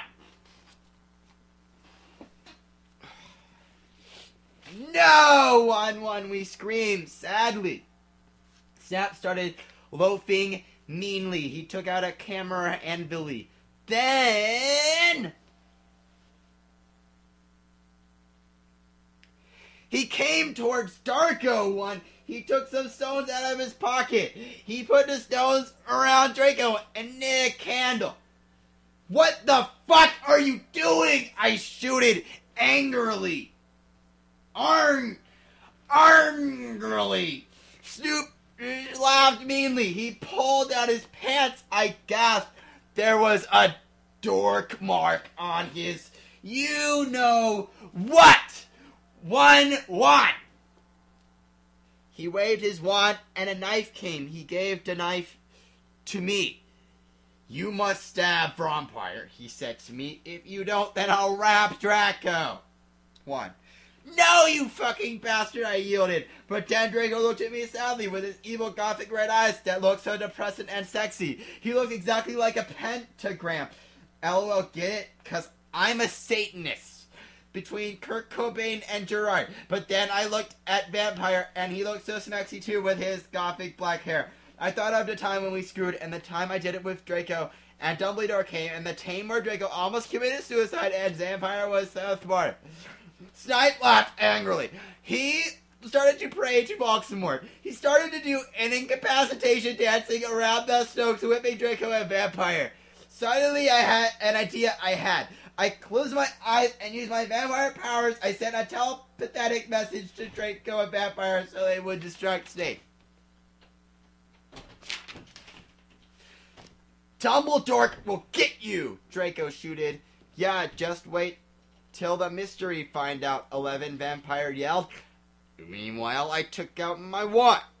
You ridiculous dunderhead, 111, Snoop yielded. He took off all of Draco's clothes just as he was about to rape him.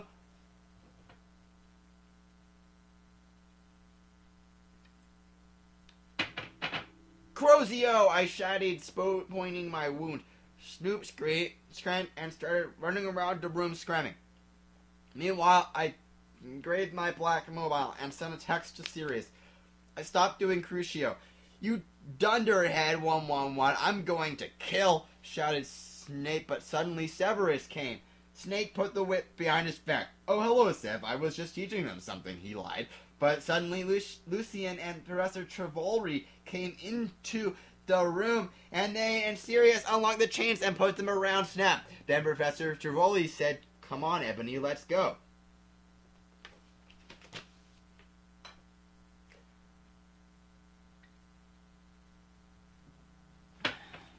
Chapter 31. Author's note.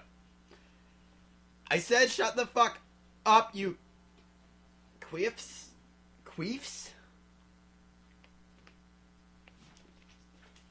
111, stop calling Ebony a Mary Sue, okay? You do not even know what's going to happen, okay? So fuck you, 1111. Thanks to my BFF Raven for the help, 1111. I always knew you were on Voldemort's side, you son of a bitch. Buffy rocks, 111. Sirius said to Snape. No, I'm not. I was teaching them something, Snap claimed. Oh, fucking yeah? I took some black Voldemort serum out of my pocket and gave it to Severus. He made Snap drink it. He did angrily. Then Lucius took out a tape recorder and started playing it while he did curses on Snap. Then Professor Sinister and Lucian made us get out with them while Snape told his secret. Lucian told Vampire and Draco to the nurse after thanking me a million times. Professor Trelawney took me to a dark room. Now I was going to go back in time and seduce Voldemort. Moving posters of MCR and Nirvana were all over. Hermione, Darkness, and Willow came too. Bloody Mary gave me a black bag from Tom Braid's store. What's in the bag? I asked Professor Trelawney. You will see, she said. I opened the bag. In it was a sexy, tight, low smut, black leather gothic dress. It had red corset stuff, and there was a silk up the leg. I put it on. My friends helped me put on black fishnets and black pointy boots. Willow had chosen. Willow and Darkness helped me put on black eyeliner and blood red lipstick. You look fucking kawaii, bitch, Bloody Mary said. Thanks, I said. Okay, now you're going to go back in Tim, said Professor Sinister. You will have to do it in a few sessions. She gave me a black gun. I put it in a strap on my fishnets, like in Redisnet Evil. Then she gave me a black time tuner. After an hour, used a time tuner to go back here, Professor Trelawney said. Then she and Bloody Mary put a pensive in front of me. Everyone weren't in front of it. Good luck! Everyone shooted. Darkness and Willow gave me a death touch sin. Then I jumped sexily into the pensive. Suddenly I was in front of to school. In front of me was one of the sexiest goth guys I had ever seen. He was wearing... What is this? Oh, you. He was wearing long black hair, kind of like Mikey Way, only black. He had green eyes like Billy Joe Armstrong and pale white skin. He was wearing a black ripped up suit with Vans. It was!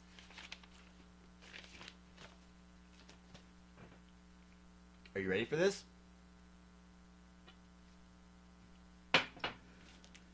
Tom Bombadil! 1111. Chapter 32. Author's note. I said stop flaming.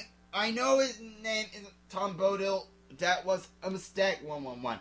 If you not like the story, then you can go screw yourself. 11111. You suck, 111111.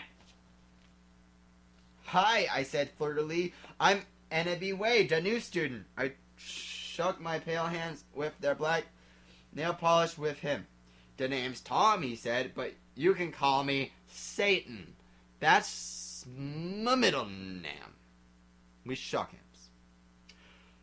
Well, come on, we have to go upstairs, Satan said. I followed him. Hey, Satan! Do you happen to be a fan of Grande? Since MCR and Evanescence don't exist yet, then, I asked. Oh my fucking god, how did you know? Satan gasped. Actually, I like GC a lot too. Get it? Cause GC did that song, I Just Wanna Live, that sounded really 80s. OMG, me too, I replied happily. Guess what? They have a concert in Hogsmeade. Satan whispered, Hogsmeade? I asked.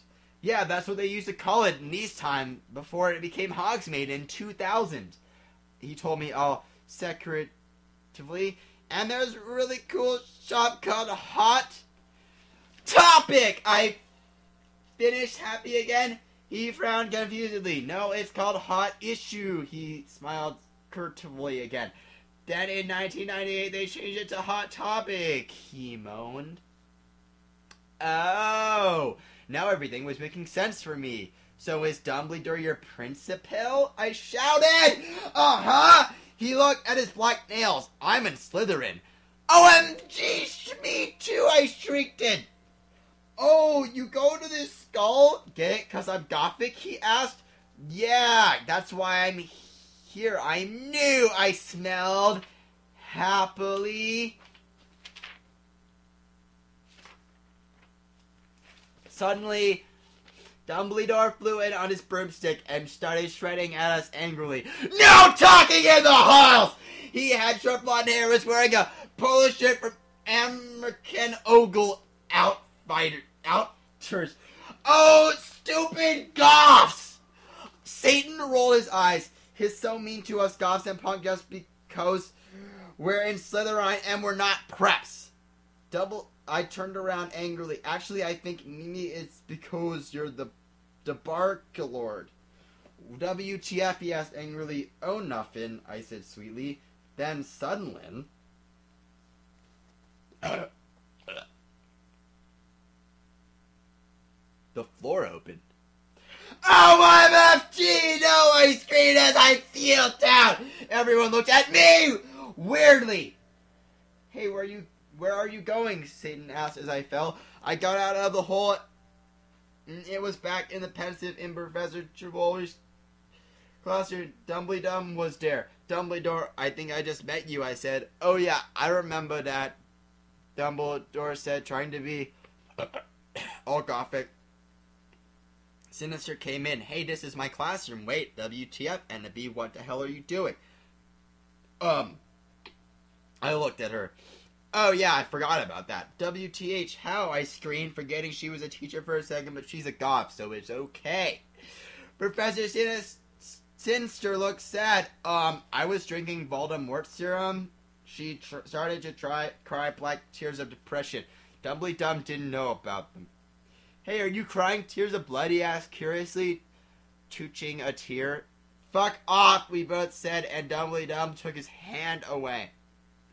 Professor Sinister started crying again in her chair, sobbing limpid tears. OMFG Ennaby, I think I'm addicted to Voldemort serum. Author's note. See you fucking preps, go fuck yourself! Dot serious issues. Stop. Go to hell! 111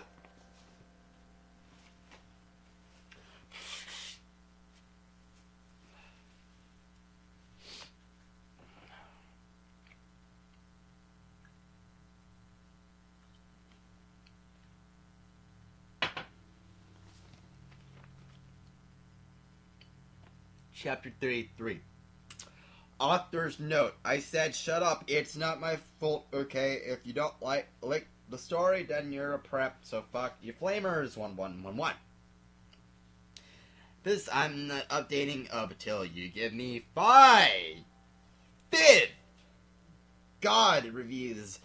This time I meant it. 111. 111. You suck! 1111. Thanks, Raven, for... I help. I promise to help you with your story. Lols.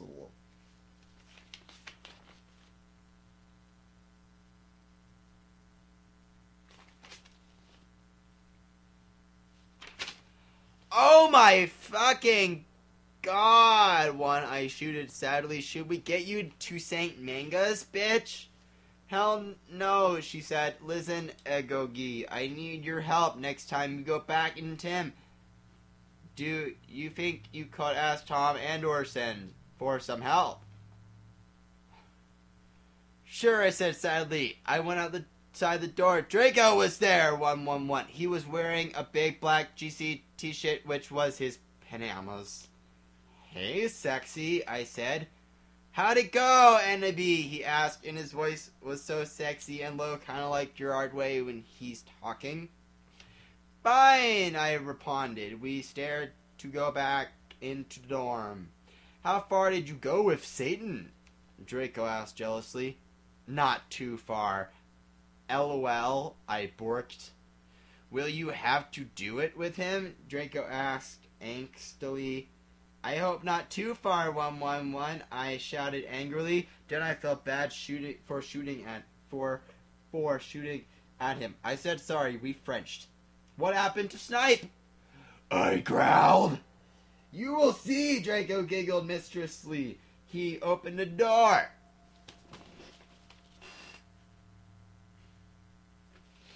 Snap, Lumpkin was there when Sirius was pokering them by staging them with a black knife. No! Pulls 1. Lumpkin bagged as Sirius started to suck his blood. I laughed statistically. I talked some photons of him and Snap being torqued. Okay, I know this is men, but think about it, people. They are pedos, and Snap tried to rape them, and anyway, said it's rock. Has anyone seen Shrek Attack 3 L's lols? We took some of Snipe's blood. Then Draco and I went back to our rooms.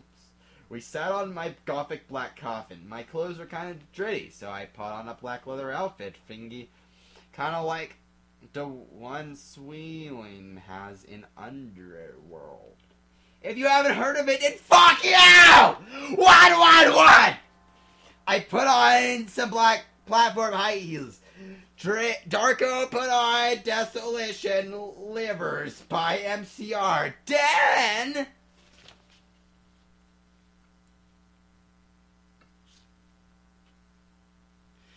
we started to take of each other's clothes.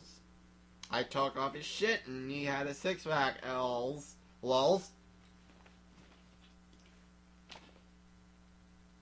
We started to knock out, like in The Grudge.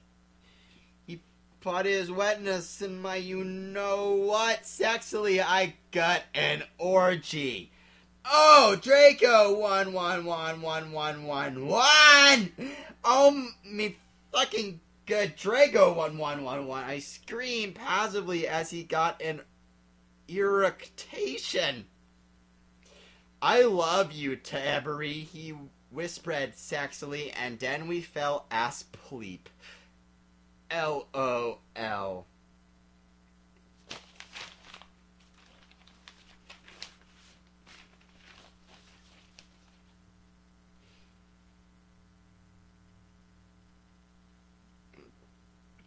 Ten chapters left. Do this. I can do this. Okay, chapter 34. Author's note. Shot the folk up. Perhaps 1. Have you even read the story 1. You're probably all just perhaps composers, so fuck you! 1. Thanks to Raven for the help! 1. I woke up in the coffin the next day. Draco was gone. I got up and put on a black tight sexy dress that was all ripped at the end. There was red corset stuff going up the front and the back, and it came up to my knees. There was a slit in the dress, like in Mr. and Mrs. Simp. I put on ripped black fishnets and black Stilton boots. Suddenly, Sirius cocked on the door. I opened it. Hi, Bonnie, he said. Guess what? We have to come to Professor Sinister's office. Okay, I said in a depressed voice. I had wanted to fuck Draco, or maybe listen to MCR or Evanescence. I came anyway. So what the fuck happened to Snipe and Lupin? I asked Sirius flirtily. I fucking tortured them, he answered in a sadistic way. They are in Abkhazian now, lol. I laughed evilly. Where are Draco and Vampira? I muttered. They are excused from school today, Sodomized moaned sexily. Right now, they are watching The Nightmare Before Xmas. We went into the office. Professor Sinister was there. She was wearing a gothic black dress that was all ripped all over it, kind of like the one Amy Lee wears in this pic. HTTP/. She was drinking some Voxamort serum. She took out the pensive and the time turner. Ebony, you will have to do a noser session now. Also, I need to get me the cure for being a dick-hided, she said sadly. Good luck, Fangs! And then I jumped into the Pensive again. Suddenly I looked around. I was in the Great Hall eating Count Chocula. It was the morning. I was sitting next to Satan. On a table was a tall gothic man with long black hair, pale skin, and blue eyes, wearing a suit and black Converse shoes. He looked just like Charlotte Manson. I noticed he was drinking a portent. Who's he? One, I asked. Oh, that's Professor Slutborn, Satan said. He's the portents teacher. Ebony? Yeah, I asked. Did you know that Marilyn Mason is playing in Hogsmeade tonight? And they are showing The Exorcist at the movies before that? Yeah. Well, want to go to the concert and the movie with me?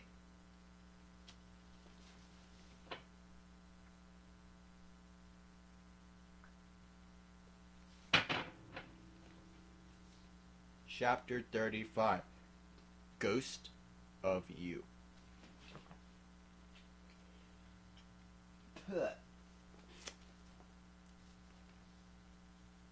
Author's note. Thanks to Susie for the idea one. You rock. Fuck a press. One. Thanks to Raven for the help. You rock, girl. Once I'm going to end destroy early sun, so fuck you! One. Oh yeah, if you know any Gothic names, please tell me, cause I need one for serious one. Bangs.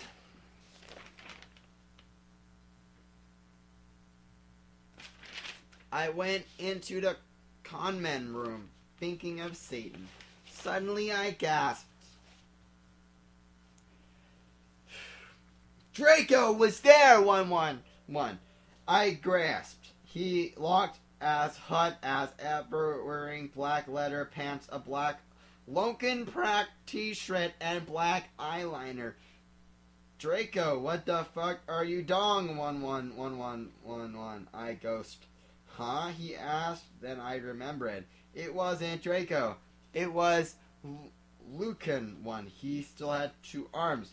Oh, hi, Lucian, one, I said. I'm Ebony, the new student, lol. We shook hands. Yeah, Satan told me about you, Lucian said. He pointed to a group of sexy gothic guys. They were sitting in a corner cutting. It was Sirius, Vampire's dad, and... Snap! All of them were wearing black eyeliner and black good Charlotte bland shirts. Listen, I'm a goth man with those guys, he said. We're playing tonight at the Marilyn Manson show as backup.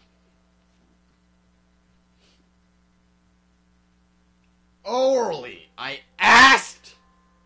Yeah, he said, we're called X Black X Tears X. I play gutter. Spartacus plays the drums, he said, pointing to him. Snap plays the boss. And Jamez plays the guitar to even though we call him Samuro after Samura enduring. Hey bastards, I told them after they gave me Death's Touch Sin. Suddenly I gasped again, but you don't have a lead singer, I asked. Lucian looked on sadly. We used to, but she did. She attempted suicide by silting her wrists. Oh my fucking god, 1-1. That's so fucking sad, one, I gasped.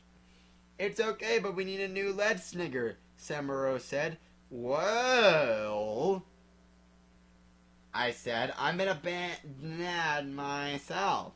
Really? Asked Snape. I couldn't believe it. He used to be Gothic, 1-1-1.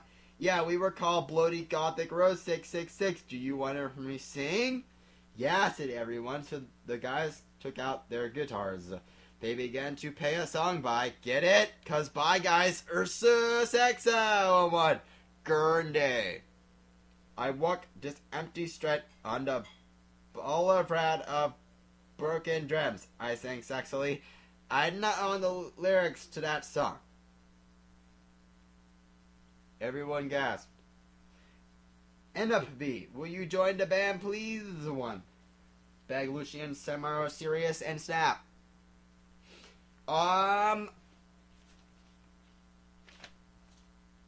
Okay, I shrugged. Are we going to play tonight? Yeah, they said. Okay, I said, but I knew that I had to get a new outfit. I walked outside wondering how I could go forward in time. Suddenly, someone jumped in front of me. It was Morty McFly! One, he was wearing a black net shirt and black baggy jeans. What the hell are you doing here, 1-1? I asked. I will help you go forward. And Tim Annaby, he said. Seriously, Dan? He took out a black Tim machine. I went into it and...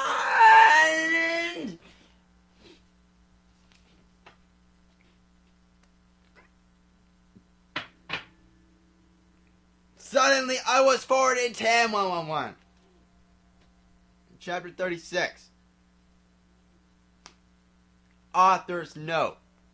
I said, stop blaming. Okay, 1-1-1. 1-1-1-1-1. I bet you are L. Proly. Oh, 70 years old. 1-1-1. Post Porter says you're a prep one. Oh yeah, thanks to Raven for die. 1-1-1. It was like a half barf right there. Have fun in England, the girl 1-1-1-1-1. I looked around in the Presdway. Suddenly I saw Professor Sinister, Bloody Mary, Socrates, and Draco, the vampire, and Willow were there too. OMFG Sorius! I saw you and Samiro and Snip and everyone 1-1-1-1-1. I can't believe Snap used to be Gothic 1-1-1-1-1-1. Yeah. Yeah. I know. Sirius said sadly. Oh, hey there, bitch, Professor Trevally said in an emo voice, drinking some Volxamort serum. Hi, fucker, I said. Listen, Satan asked me to out to a gothic cornet and a movie, so I need a sexa new outfit for the date.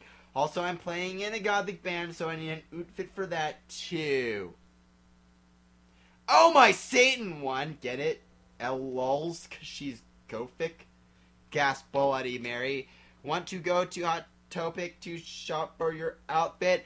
OMFS, let's have a group cutting session, 1-1 said Professor Trevally. I can't fucking wait for that, but we need to get some stuff first, said Willow. Yeah, we need some portions for Professor Trevally so she won't be a dick, said to Voxamort, Ceremony Morton also. Some love potion for NOB, Darko said resultantly. Well, we have potions class now, Willow said, so let's go. We went sexily to potions class, but Snap wasn't there. Instead, there was... There's like 30 dots right now, so gonna leave a good pause there. Okay.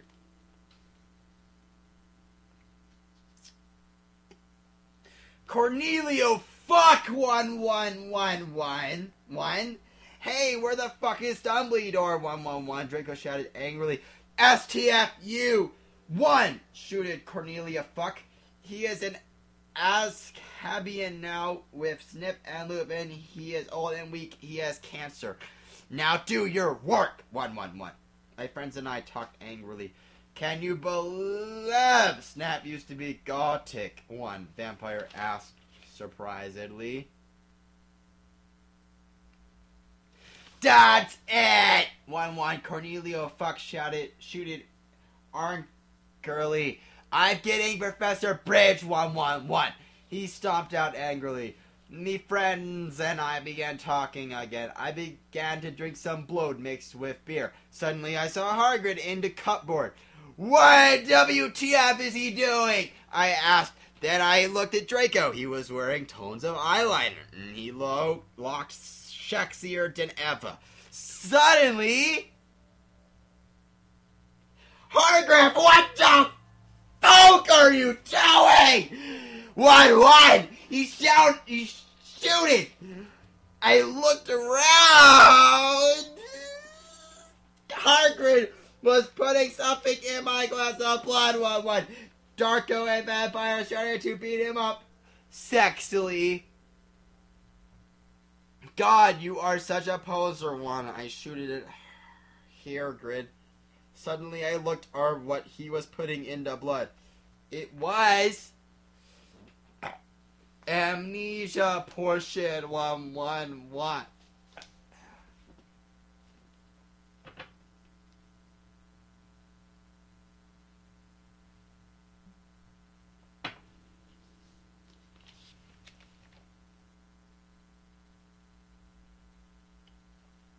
Chapter 37. Author's note. Okay, everybody, I'm going on vacation on the first of July, so I'm either gonna end up thick or undead in weeks. Thanks. 1. Oh yeah, perhaps stop Lemon's story, 1-1. Raven, thanks for the help. See ya, girl, after vacation, 1-1.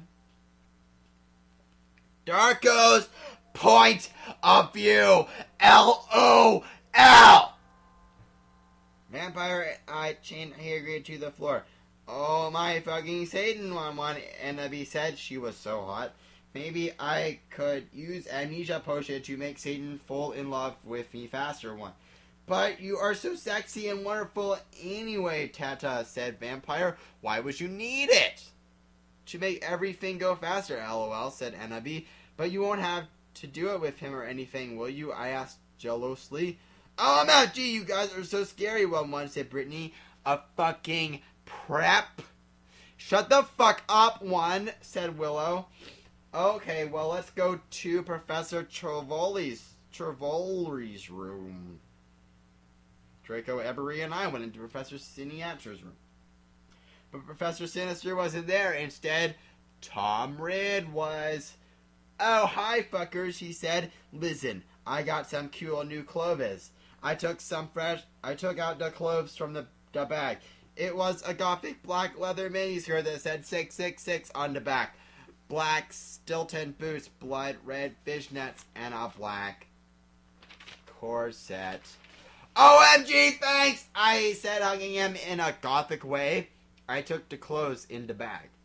Oh, Professor Sinister isn't here. What the fuck should we do? Asked Draco. Suddenly, he looked at a sign on the black wall. Oh my fucking Satan! 1, I screamed as I read it. On it It said everyone Professor Sinister is away. She is too gothic. She is in Ascabian now. Classes shall be taught by Dumbledore, who is back, but he shall not be principal for now. Sincerely, Professor Umbridge. OMFG 111, I showed it angrily. How could they do that, 11? Suddenly, Dumbledore came. What the hell are you doing in my office? He began to shoot angrily. Suddenly, I saw Morty McFly's back to Machine 111. I jumped seductively into it, leaving Draco and Vampire. Suddenly, I was back in Tam 111. I looked around. It was Professor Slutborn's face. I sneaked around. Suddenly, I saw the amnesia potion on his desk. It was black with blood red pentagrams on it. It was in the shape of a cross. I put it in my pocket. Suddenly, the door opened. It was Professor Slutgorn 11. OMG, what are you doing, fucker? He shouted angrily. I don't know what the fuck are you doing? I shouted angrily! Oh, sorry, I was just looking around because I thought it was class, you said finally, hoping he couldn't see the potion in your pocket. Oh, okay, you can go now, said Professor Slutborn. You went to the conman room after putting on my clothes. Silas, Samuro, and Snap were there practicing Vampire as Will Never Hurt You by MCR. Oh, hi, you guys, I said seductively. Where's Satan? Oh, he's coming, said Sirius. BTW, you can call me Hades now. Suddenly, Satan came. He was wearing a smexy black leather Jackson, black Congress shoes, a Slipknot t-shirt, and a black tie. Okay, I will see you guys at the concert, I said, and then I went with Satan.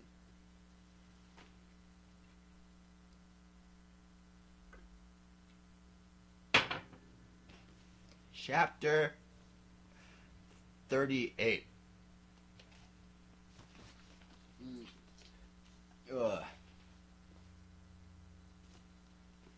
Author's note. What does everyone... Fuck. I almost just dropped... No, I did. I just dropped the story into the bucket of puke. Hold on, I gotta wipe this off.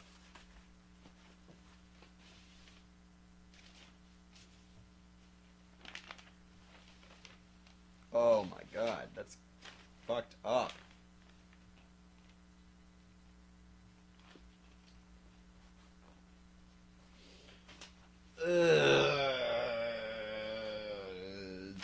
Oh, this paper is like covered in throw up. Whatever. Okay. Chapter 38, author's note. What does everyone think? If I end a story and then I add some more to it after vocation. Oh yeah, and perhaps stop lemon if you not like the story, then take my quiz. Okay, then you will see if you're gothic or not. 111. Satan and I walked to his car. It was a black car with pentagrams all over it. On the license plate said 666, just like Draco's car. I went in it seductively. Stan started to drive it. We talked about Satanism. Lulz, he was named after Satan. Cutting, music, and being gothic. Oh my, Satan! Gerard is so fucking hot. 11, Voxamort agreed as we smoked some weed. Cause bi guys are so hot. They are so sensitive. I love them. Lol. Guys, fuck a bi guy.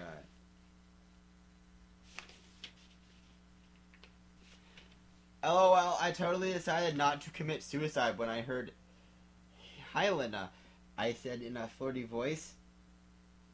Hey Satan, do you know the cure for when people are addicted to Voxamort serum? Well,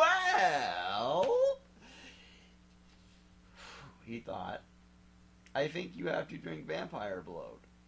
Suddenly, Val somewhat parked the car behind a black movie theater. Satan and I walked inside. We went into the movie theater where they were showing The Exorcist. In it, a boy and a girl were doing it. Suddenly, a serial killer came. LOL. Satan and I laughed at the blood because we're sadists. While Satan was watching the movie, I had an idea. I took Satan's gothic black nightmare before Christmas cigar sexily from his pocket and put some amnesia potion in it. I put it back in his black Immortal strange bag. Satan turned around and started to smoke it. Black clouds with red pentagrams in them started to fly around everywhere. OMG! 111, Satan said, jumping up. I gasped because I was afraid he noticed.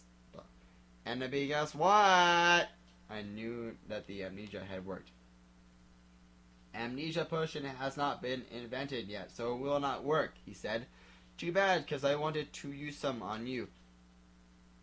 Call. I raised my eyes suggestively, and then he took off my clothes sexily, and we started to make out. I took off his shit. He had a six-pack just like our way, or we French. Excuse me, but you are going to have to leave. 111 shooted the lady behind us. She was a prep. Fuck you! 11, I said. Suddenly, I attacked her, sucking all her blood. No, 11, she screamed. All of the preps in the theater screamed, but everyone else crapped because Satan and I looked so cute together. Satan and I started to walk outside. Zomg, how did you do that? Voldemort asked in a turned-on voice. I'm a vampire, I said as we went into the car. Seriously? He gasped. Yeah, seriously, I said, drinking some beer. Satan started to drive the car. I smelled happily. It's too bad we didn't get to see the rest of the movie, don't you think? Yeah, I said as we kissed passively. Satan parked in a black driveway next to the place where Draco and I had watched CC for the first time. We went inside where Marilyn Manson was playing and started to mosh, LOL. Anti-people, now you have gone too far. Jesus Christ, superstar, 1111, screamed Merlin on the stage. We did the devil fingers. I started to dance really close to Satan. He was so schmecksay. 1. He looked at me all emo with his gothic red eyes, and he looked exactly like Mikey Way. I almost got an orgasm. 1. Suddenly, Marilyn Manson started singing. I would like to peasant. X Black Tier X 1-1, he said. I ran on stage. Lucian, Samuro, Snap, and Hades were there. They started to play their instruments. I got on stage. Well, if you wanted honesty, that's all you had to say. I sang. I did not own the lyrics to that song. My voice sounded like a pentagram between Amy Lee and a girl version of Gerard Way. Everyone clapped. Satan got an eructation. I'm not okay, I sang finally. Suddenly, Lucian started playing the song wrong by mistake. OMG, yielded James. What the fuck? Whoops, I'm sorry, said Lucian. You fucking asshole. What? Ashhole? Ashhole. 1. James shouted angrily. You guys are such preps, 1-1. Snap said, come on, it was a mistake. Yeah, it's not his fault, 1-1 said, serious.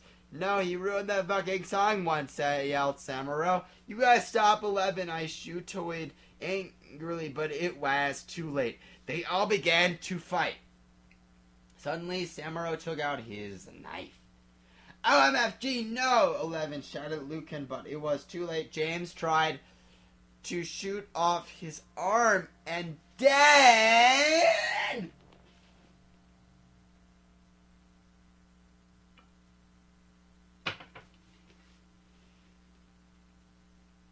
I jumped sexily in front of the bullet, 11.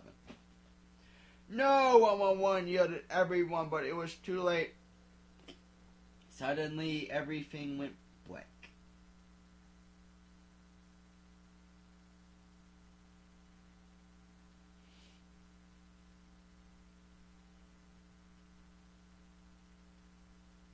Chapter 39, I am a trolling genius, lols.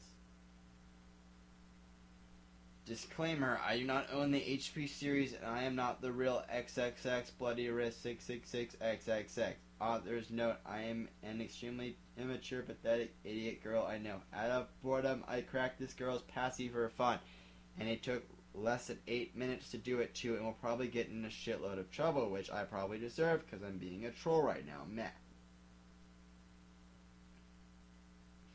And I present to you my crappy part in this story, and take note, I haven't even finished reading this fic yet, but instead skim over to skim chapter 38. Flame, laugh, do whatever you want. Preps. I, the American retail-wearing British vampire Sue, coughed up blood. Satan kneeled beside me. No! Don't die! I gave him a rueful smile. I'm sorry, it's something I had to do to fulfill my duty as the noble Gothic Mary Sue. Satan sobbed.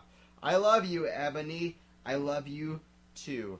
I'll see you in hell, I mumbled, already finding my surroundings fading to black. Bloody Mary Smith suddenly popped into the room for no apparent reason. She frowned when she realized the room was oddly quiet, but at the sight of Ebony's lifeless body, she screamed. Her face became pale with horror. She screamed for the healers, Dumbledore, McGoogle, and every single Gothic person she could think of.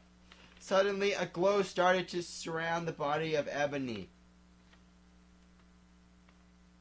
Everyone stared in shock. Her body started to lift ever so slowly, and then to everyone's shock, it started to incinerate. When everyone realized what was happening, they rushed over to try to rescue the body, but it was too late. The Sue became nothing more than a pile of ashes. A long resounding of everyone bellowing, "No!"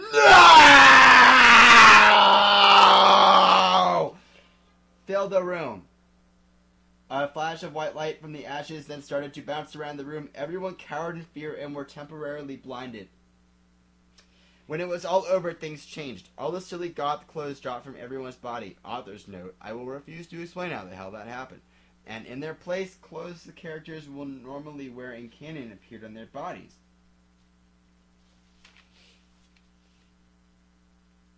When everyone got over the shock of becoming free of the Gothic power, everyone cheered. Everyone started singing, Ding Dong, the Sue is dead.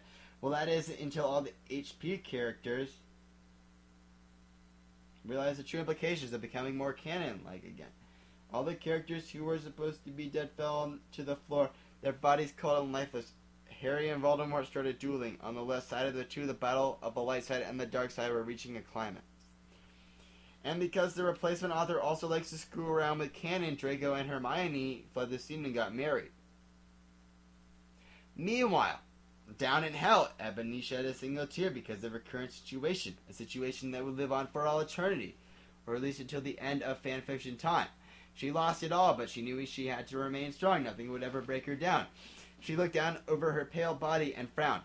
Where are my emo clothes? She asked herself in confusion. Then it occurred to her. For her shirt, she was wearing a bright pink polo with a little seagull on the right or left. I can't remember her side. Below that, she was wearing a denim miniskirt with a destroyed look on it. Underneath that skirt were leggings with a little moose at the bottom. And then Ebony realized on her shoulder she was carrying a pretty bag with an eagle on it that said "Live Your Life" written all over the bag.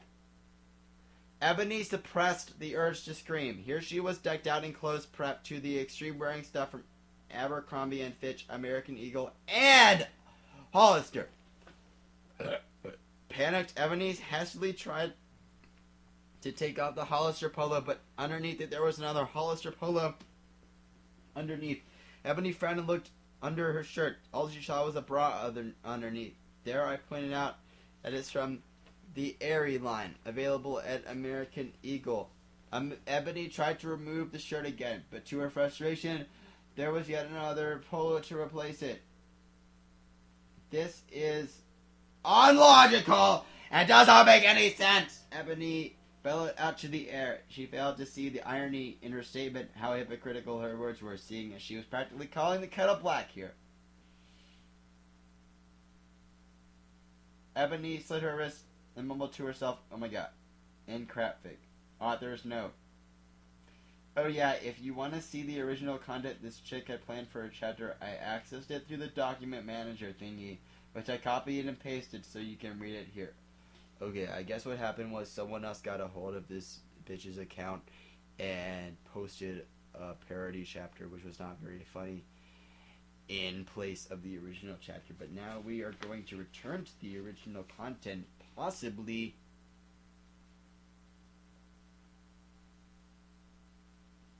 Let's hope this is still Terry Gillespie here. I can't be sure, but I'm gonna keep reading. First, I'm gonna take a drink.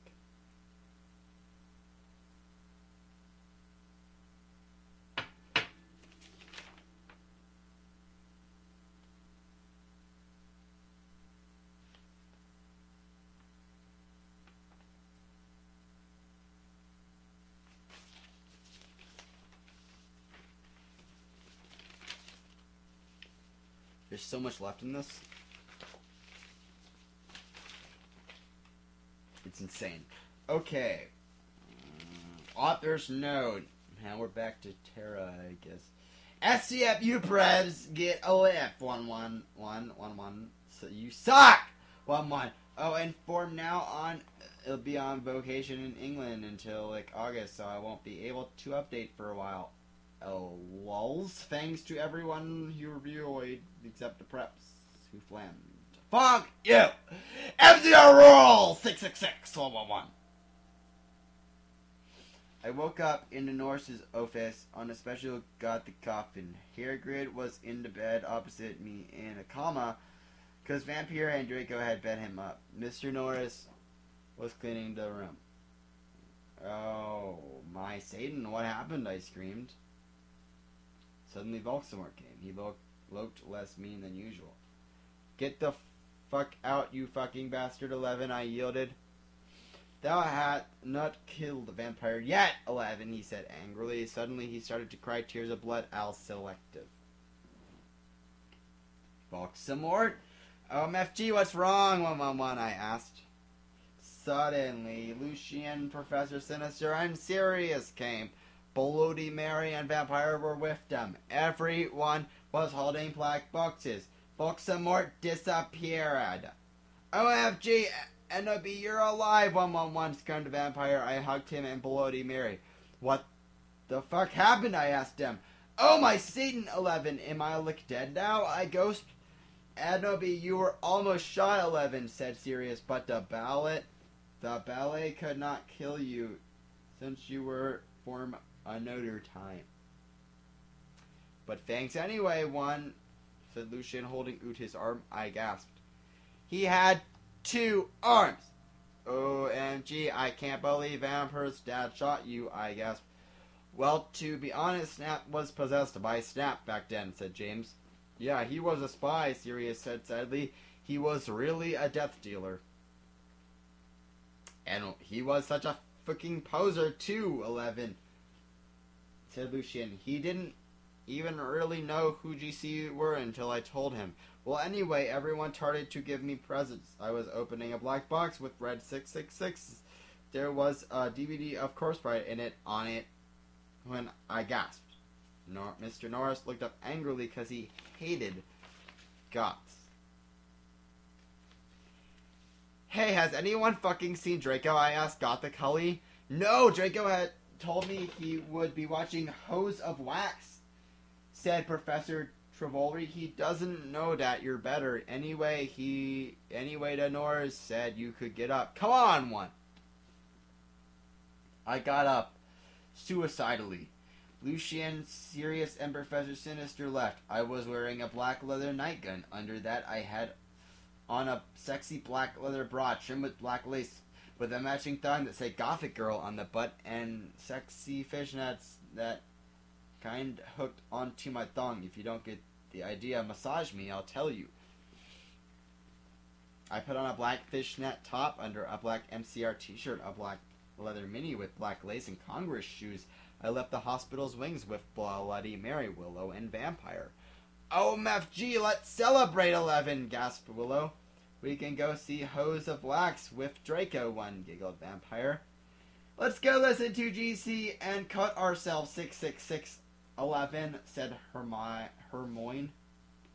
We opened the conman room door sexily, and then I gasped.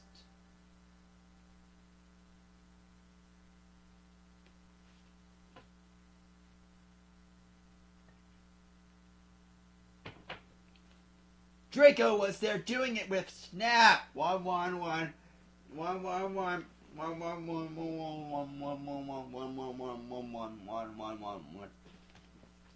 111.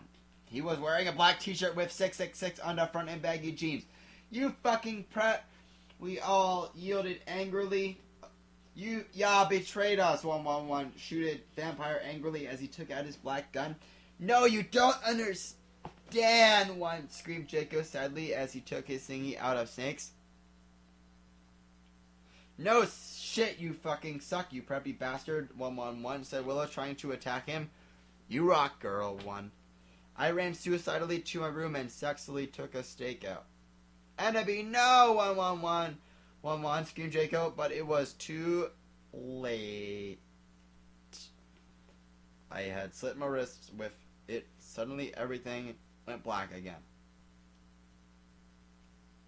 Sincerely, an anon author who will silently not reveal her identity because she's a coward.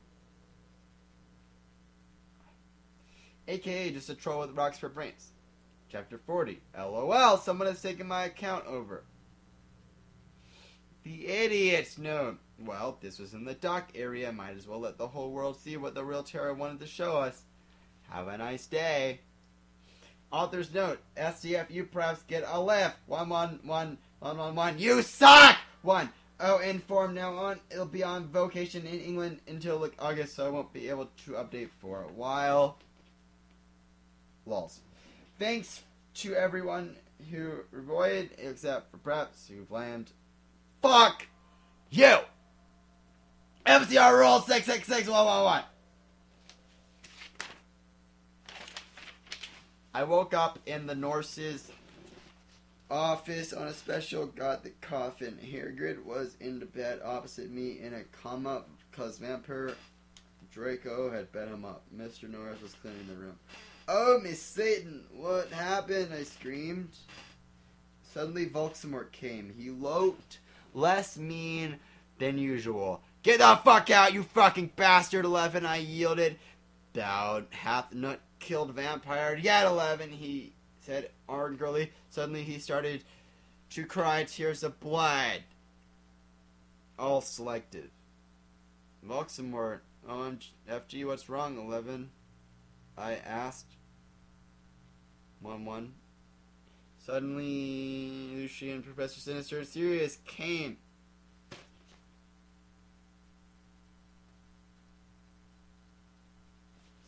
Did I already read this shit?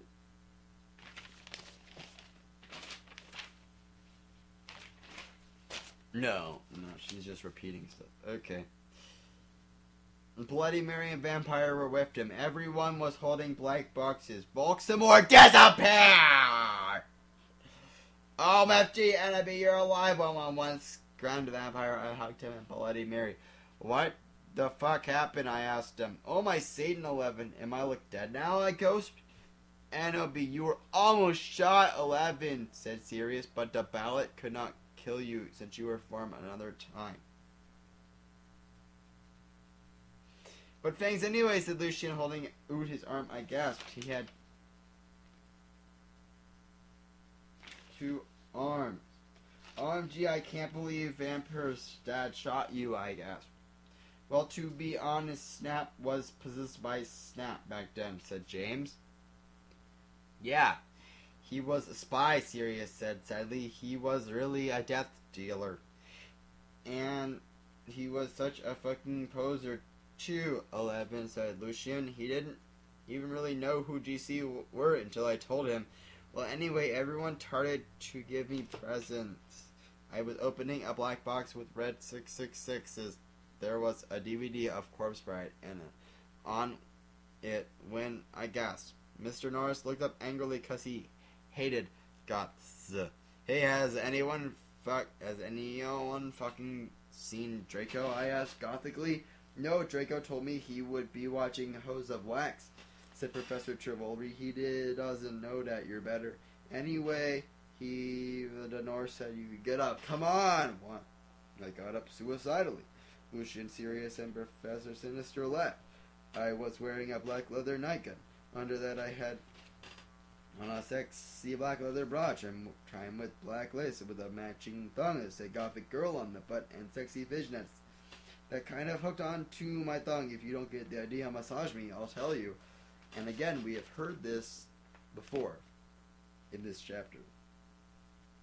I put on a black fishnet top under a black MCR t-shirt, a black leather mini with black lace and Congress shoes. I left the hospital's wings with Bloody Mary, Willow, and Vampire. OMFG, let's celebrate 11, gasped Willow. We can go see Hose of Wax with Draco, one giggle Vampire. Let's go listen to GC and cut ourselves, 66611, said Hermione. We opened the convent room door sexily, and then I gasped.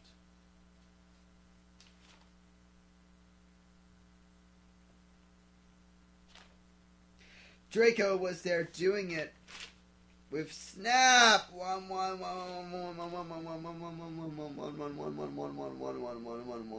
He was wearing a black t-shirt with 666 on the front and baggy jeans. You fucking crap, 1-1. We all yelled angrily. Y'all betrayed us, 11. Shooted Vampire angrily as he took out his black gun. No, you don't understand, screamed Draco sadly as he took his thingy out of Snake's. No shit, you fucking suck, you preppy bastard. 111, said Willow, trying to attack him. You rock, girl. I ran suicidally to a room and sexily took a stake out. Enemy, no, 111, screamed Draco, but it was too late. I had slit my wrists with suddenly everything went black again. Idiots, no. Ugh, I know, terrible, but then again, this wouldn't be called the worst fanfic ever if not for the fact that the writing standards meet the level of a day-old fetus. Chapter 41, Author's Note. More malt liquor.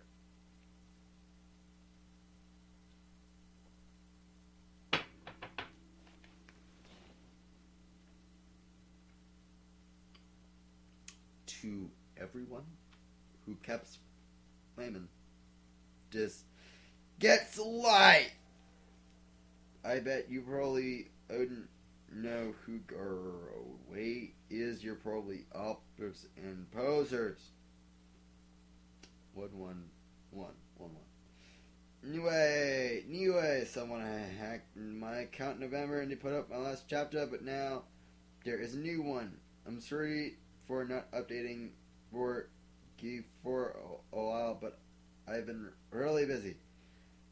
I'm trying to finish the story before the new movie comes out. I'm going on vacation for a month, and I won't be back until about 2 weeks. OMFG! Draco is so hot in all the pics for the new movie 111. I wanted them to put a cameo by Gordway. LOL, he said play Draco. If you flame Illslit, Marist, 11. Raven, you rock, girl. Have fun in England.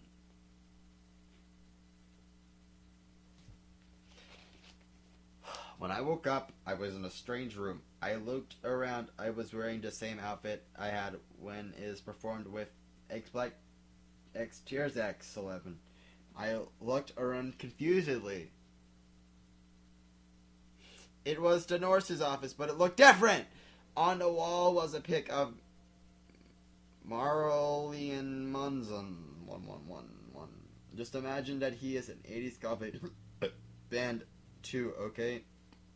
because he is more old than Panic at the Disco or MCR.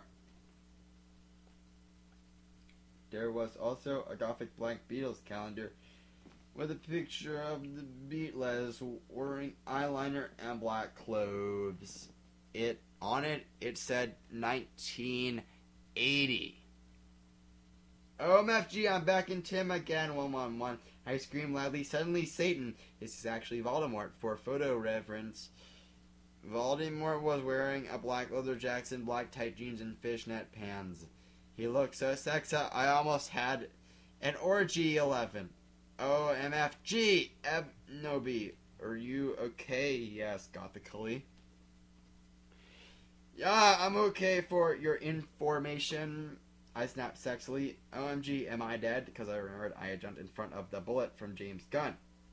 I also remembered King Draco doing it with Snap 111. I guessed that when I had slit my wrist, I had went back into him instead of dying. I know I could go forward in time if I found a time turner or the Tim machine. No, you're not dead, Satan reassured suicidally as he smoked a cigarette sexily and smoke came all over his face.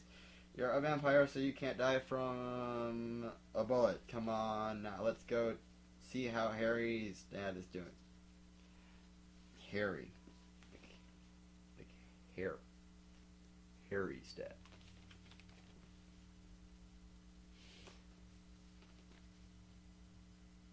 I knew that the real reason I didn't die from the ballot was because I was from the future. WTF! James almost shot Lucius.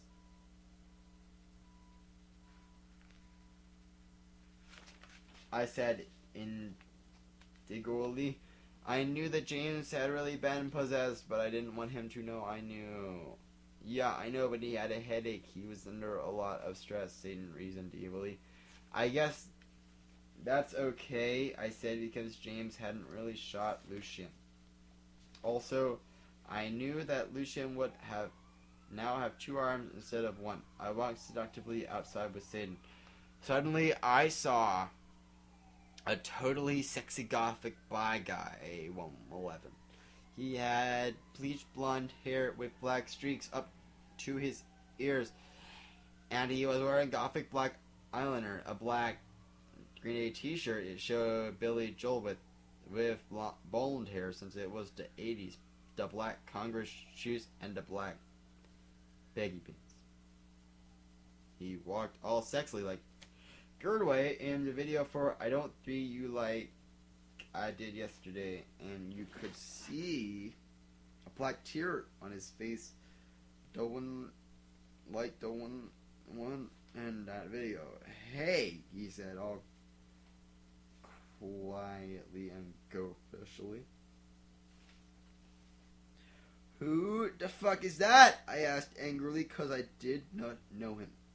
This is Hedwig, 11, said Volk Seymour. He used to be an X-Black tier X2, but he had to drop off because he broke his arm. Hey, Hedwig, I said seductively. No, I was not trying to be. LOL, hi, NIB, he answered, but then he ran away because he had hair of magical creature. He was humming Welcome to the Black Parade under his breath. I know that is not 80s, but pretend it is, okay? Bye, I said, all sexily. That was Hedwig. He used to be my boyfriend, but we broke up, Satan said sadly, looking at his black nails. OMFG, I can get you back together, I said, fingering something I didn't know was in my pocket. A black cute is what we aim for. Studio iPod that I could take videos with. Does anyone else know about them? They kick ass. Okay, you can forget about your class for now, Hedwig. I'm going to show you something great. 1, I led them to the Great Hall. Come on, you guys. Lucien, James, Sirius, and Snake were all in the Great Hall. Lucien wouldn't talk with James because he had tried to shoot him.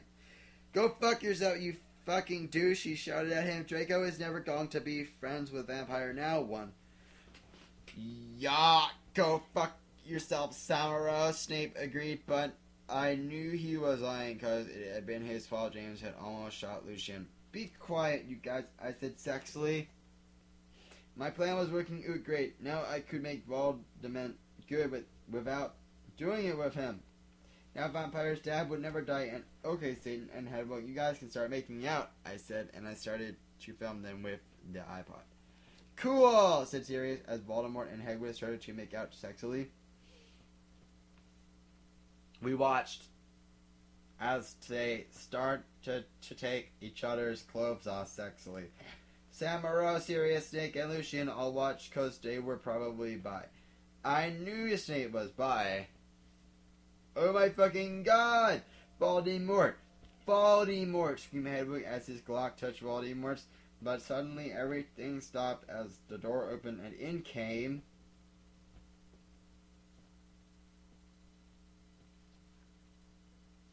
Dumbledore and Mr. Norris 111111111.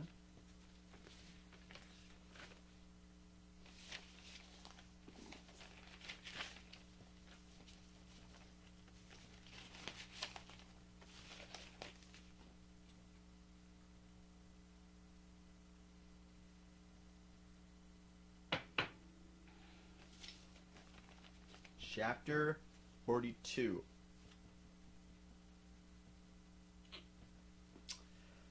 The Black Parade. Author's note. OMG, the new book is coming out really soon. I can't wait. 1111. I think the Snap will really be the same person as Voldemort because they are both half-bloods, so that will explain why he killed Dumbledore and he hated Harry. 1111. And then Harry will have to commit suicide, so Voldemort will die because he will really be a Horcrux. 111. OMG, I hope Draco and Harry get together. That will be so schmaxy, won't it? If they don't, JKR is homophobic. 111. Thanks for the help with facts. Medusa, you rock. 111. I sat depressedly in Dumbledore's office with Hedwig, Satan, James, Sirius, Snap, and Lucian. Dumbledore was sitting in front of us cruelly. He looked more young than he did in the future. He had taken the iPod away and was now listening to a shitty Avril Lavigne song. What the hell is this anyway? He cackled meanly. I hope he didn't find out that I was from another time. Whatever you do, don't blame Ivany, you jerk, Satan said. Yeah, seriously, she was trying to get Satan and Hedwig back together, Sirius said defiantly. Be quiet, you Satanists, Dumbledore cackled. If you're lucky, I'll probably send you all to Azkaban. That will teach you to copulate in the Great Hall. He changed the song on the iPod to an NSYNC song. Suddenly, I noticed something strong about the iPod. It was slowly chonging. Dumbledore didn't notice. You fucking poser, I muttered. I bet you never heard of GC, James said. No, I knew what the iPod was chonging into. Morty McFly's time machine. Shut up, Jones, Draco's dad shouted. Yeah, shut up, Snape said properly. No, you shut up, Dumbledore. 1111, said Tom. I've had enough of you Satanists in my school, shouted Dumbledore furiously. Suddenly I grabbed the iPod from him. Everyone, jump in before it's too late. I jumped into it, but only one other person jumped in. It was Satan. You dunderheads! 111 screamed Dumbledore wisely as we went. I looked around. I was in the Slytherin common room with Satan. I was wearing a black plaid miniskirt with hot pink fishnets, a sexy black MCR corset, and black stiletto boots with pink pentagrams on them. My earrings were Blake Satanist sins, and my raven hair was all around me to my mid-black. Hey, cool, where is Dis? He asked in an emo voice. Dis is the future. Dumbledore's iPad that he tried to take away from me was really also a Tim machine, I told him. Cool, what's an iPad? She whimpered. It's something you use to listen to music. I yacked. OMFG, cool. Wait, what's a four-letter word for dirt? He asked in his sexy voice. I guess sand. I laid confusedly. Yeah, I was just trying to make sure you were still the same person, he triumphantly giggled. Suddenly, some of my friends came in. OMG, you're fucking alive, said Ginny, wearing a black leather jacket, black baggy pants, and a gothic black from first to last shirt. I explained to her why I was alive. Konnichiwa, bitch, said Willow. She was wearing a black corset showing off her boobs, with lace all around it and red stripes on it. With it, she was wearing a black leather miniskirt, big black boots, white foundation, black eyeliner, red eyeshadow, and black lipstick. Hey, motherfucker, said Diabolo with his red hair. He was wearing a black P A T D t-shirt and black baggy pants. Hey, who's that? Ibony Bloody Mary questioned as she walked in wearing a black t-shirt with a red pentagram on it with blazes at the bottom, red leather pants with black lace and black stilettos. Oh, it's Satan, I told her, and she nodded, knowing the truth. Suddenly, Satan started to cry. Are you okay, Satan? We asked concernedly. FG, you're from the future one. What if you don't like me anymore because we're from different times, he asked. No, I still like you, I said sexily to him. Okay, he said surely. I let him listen to Teenagers by MCR on my iPod while I was about to go outside to find out some things. I gave Diabolo a signal to keep Satan occupied. Satan fell asleep. I took the iPod. I was about to walk outside. Professor Sinister ran in. 1111. She was wearing a gothic black mini dress with depressing black stripes, white and black striped tights, and red Converse shoes. She was wearing lots of black eyeliner. Oh my fucking god, where's Draco? 111. How did Snap get back here? I told he was in Azerbaijan, I asked sadly. Ebony, I was so worried about you, but I know you can't fucking die because you're a vampire. Snape came back because that girl Brittany freed him. I never liked her. She was a bad student, Trevoli said reassuredly. That bitch! 11. Did she also free Hargreaves and Lupin? I shouted angrily. I hated Brittany because she was a fucking prat.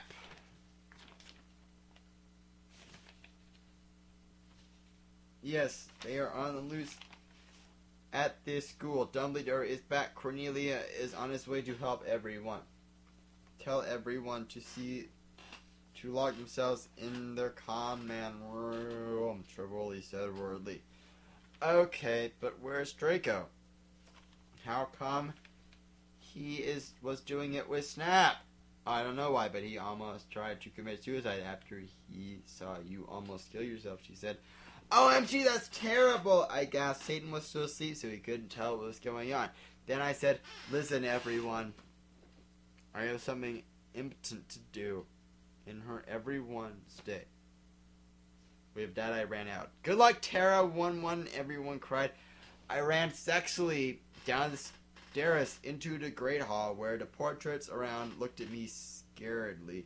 There was hardly anyone else. In the stairs, there was an atmosphere of horror. On the way, I saw Brittany laughing on the stairs. She was wearing a slutty pink shirt with flowers on it, a blue jean skirt, Abercrombie, and pink stilettos. She looked just like a pentagram of those fucking preps, Hilary Duff and Lindsay Lohan. You fucking bitch! 111, I shouted. No, you're totally a bitch. Now Voldemort will, totally kill you, she laughed. Crucius one, I shouted.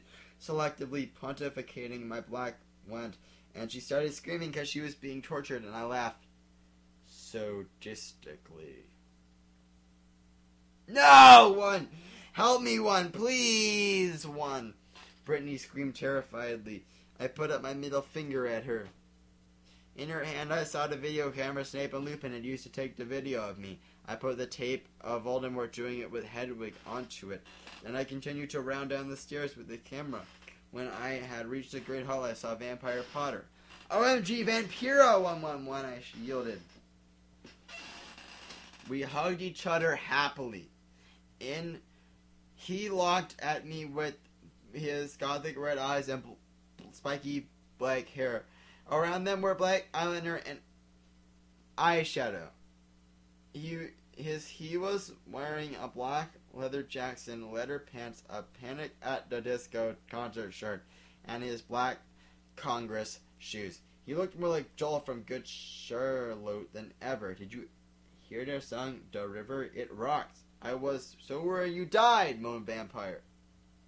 I know, but I'm a vampire, lol. When I woke up, I was back in 1980, so anyway, I bought Voldemort from when he was young with me.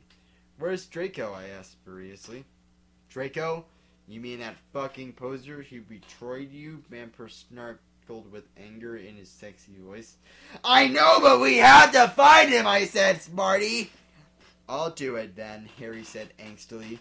Okay, I agreed. Suddenly, all the lights in the room went out, and then the Dark Mark appeared. Oh my fucking Satan, Harry shouted. I think Voldemort has arrived, I said anxiously. Fuck, I have to find Draco. I guess we should separate.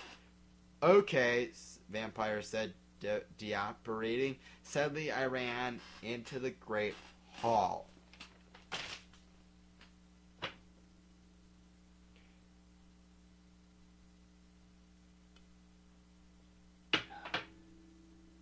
Chapter 43. Author's note. I think after this I will have about 2 or 3 more chapters. Thanks to all my reviewers, not as flammers. If you flamed this story, then you suck. 1111111. If you flamed, then fuck you. 111. I walked sexually into the Great Hall. It was empty except for one person. Draco was there. He sat there in deadly bloom in his black 666 t-shirt and his baggy black pants. He had slit his wrist, 111. I felt mad at him for having sex with Snape, but I felt sorry for him. He looked just like Gerard Way with his red eyes and his pale white face. Draco, are you okay? I asked. I'm not okay, he screamed depressively. I thought of the MCR song and I got even more depressed because that song always makes me cry. I gave him a pot cigarette and he started to smoke it. Oh, Draco, why did you do it with that fucking bastard Snape? I asked turdily. Draco began to say, but suddenly Lupin and Mr. Norris apparated into the room. They didn't see us. I'm so glad me and Snape were freed, said Lupin. Damn, this job would be great if it wasn't for the fucking students, Mr. Norris agreed. Pop Adelum! 111. I yielded angrily, pointing my wand at them. No! 1! Lupin shouted as chains came on him. Mr. Norris ran away. You fucking perv, I said, laughing with depths of evil and depressedness in my voice. Now you have to tell us where Voldemort is or I'm going to torture you. I don't know where he is, 1111, said Lupin. Suddenly, Satan and Vampire ran into the room. Vampire didn't know who Satan was, really. Oh my Satan, we were so worried about you guys, Vampire said. I looked sexily at Draco with his gothic red eyes with contacts, black t-shirt that said 666 on it, and pale skin like Gerard Way. Vampire with his sexy black hair and red eyes just like Frank Iero, and Satan who looked like just like Brandon Urie, man. I don't know who any of those people are. I selectively took the caramel from my pocket. And then I began Frenching Draco sexily. Lupin gasped. Draco began to take all his clothes off, and I could see his white sex pack. Then Vampire took his clothes off too. We all began making out together sexily. I took off my black leather bra, my black lace tongue, and the rest of my clothes. Everyone took their Glocks out except me. I'm a girl, lol. Oh, Satan! Draco! I screamed as he put his harness in my thingy, then he did the same thing to Harry. I began making out with Satan, and he joined in. Oh, I'm ass-111, cried Vampire.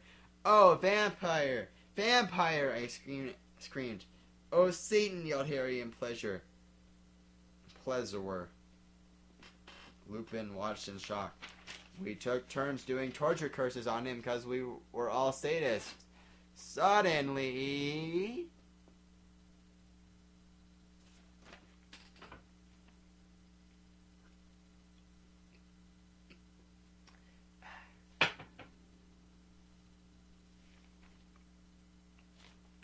a big black car that said 666 on the license plate flew straight through the windows. And Snap was in it! 11.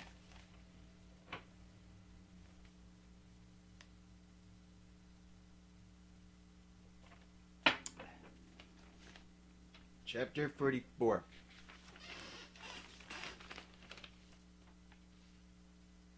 Last chapter.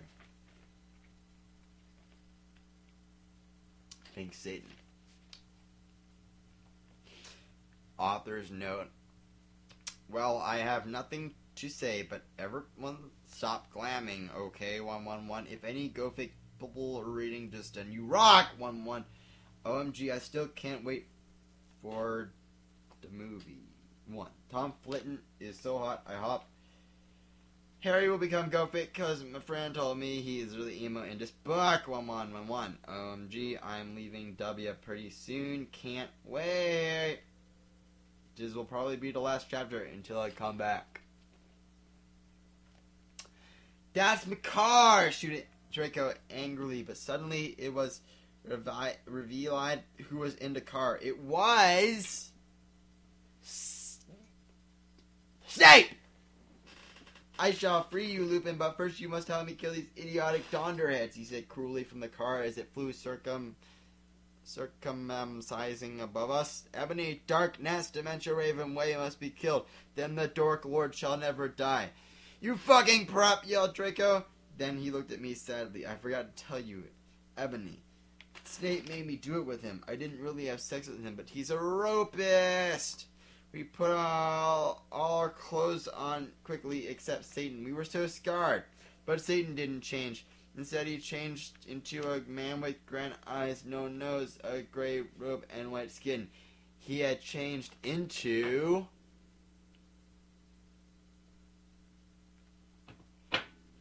Voldemort! 111. I knew who that were all along, he cackled evilly and sarcastically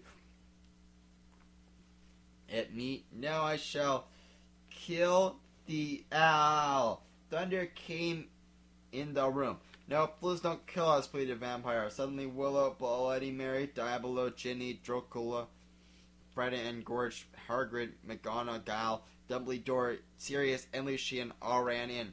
What is the meaning of this? Dumbledore asked all angrily, and Voldemort looked away, because Dumbledore is the only wizard he is scared of. He did a spell, and suddenly his broomstick came to him sexily. Voldemort flew above the roof evilly on his broomstick. Oh my god! Slughorn gasped. Get it? Because I'm gothic? The Dark Lord should kill all of you. Then you must submit to him, Snape ejaculated menacingly. You fucking preppy fags. Satan, Sirius, shouted angrily. I know a 4-letter word for dirt. Cruciatus! Screamed Harry, but the sparks from his wand only hit Draco's car. It fell down. Snap quickly crawled out of it and picked up the video camera. Oh my fucking god! 1. I cried because the video of me in the bathroom, the video of me dong it with Draco, and the video of Satan doing it with. If you kill me, then these videos will be shown to everyone in the skull. Then you can be just like that gothic girl, Paris Hilton. You laugh meanly. No! If I screamed FYI, I have the picture of you doing it with Lupin 11. What's she talking about? Lupin slurped as he sat and changed. I saw too. She's gonna show everyone. Fuck.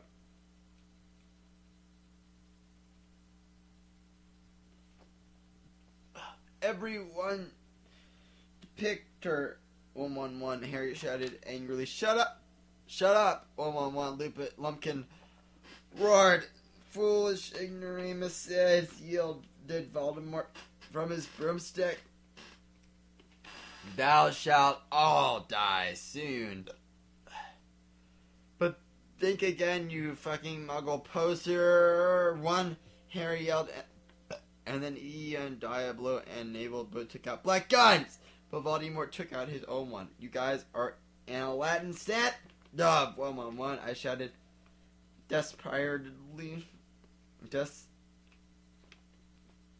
Despairedly.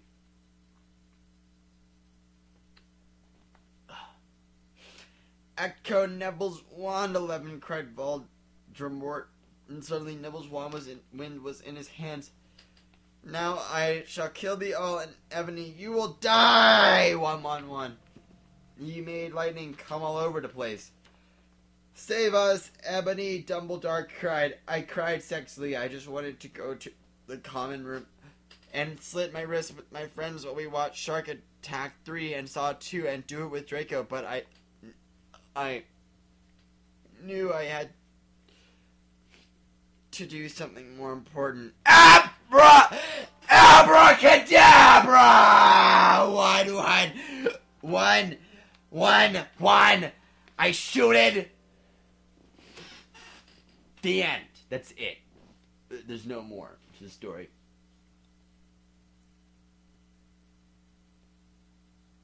Happy birthday, Tony.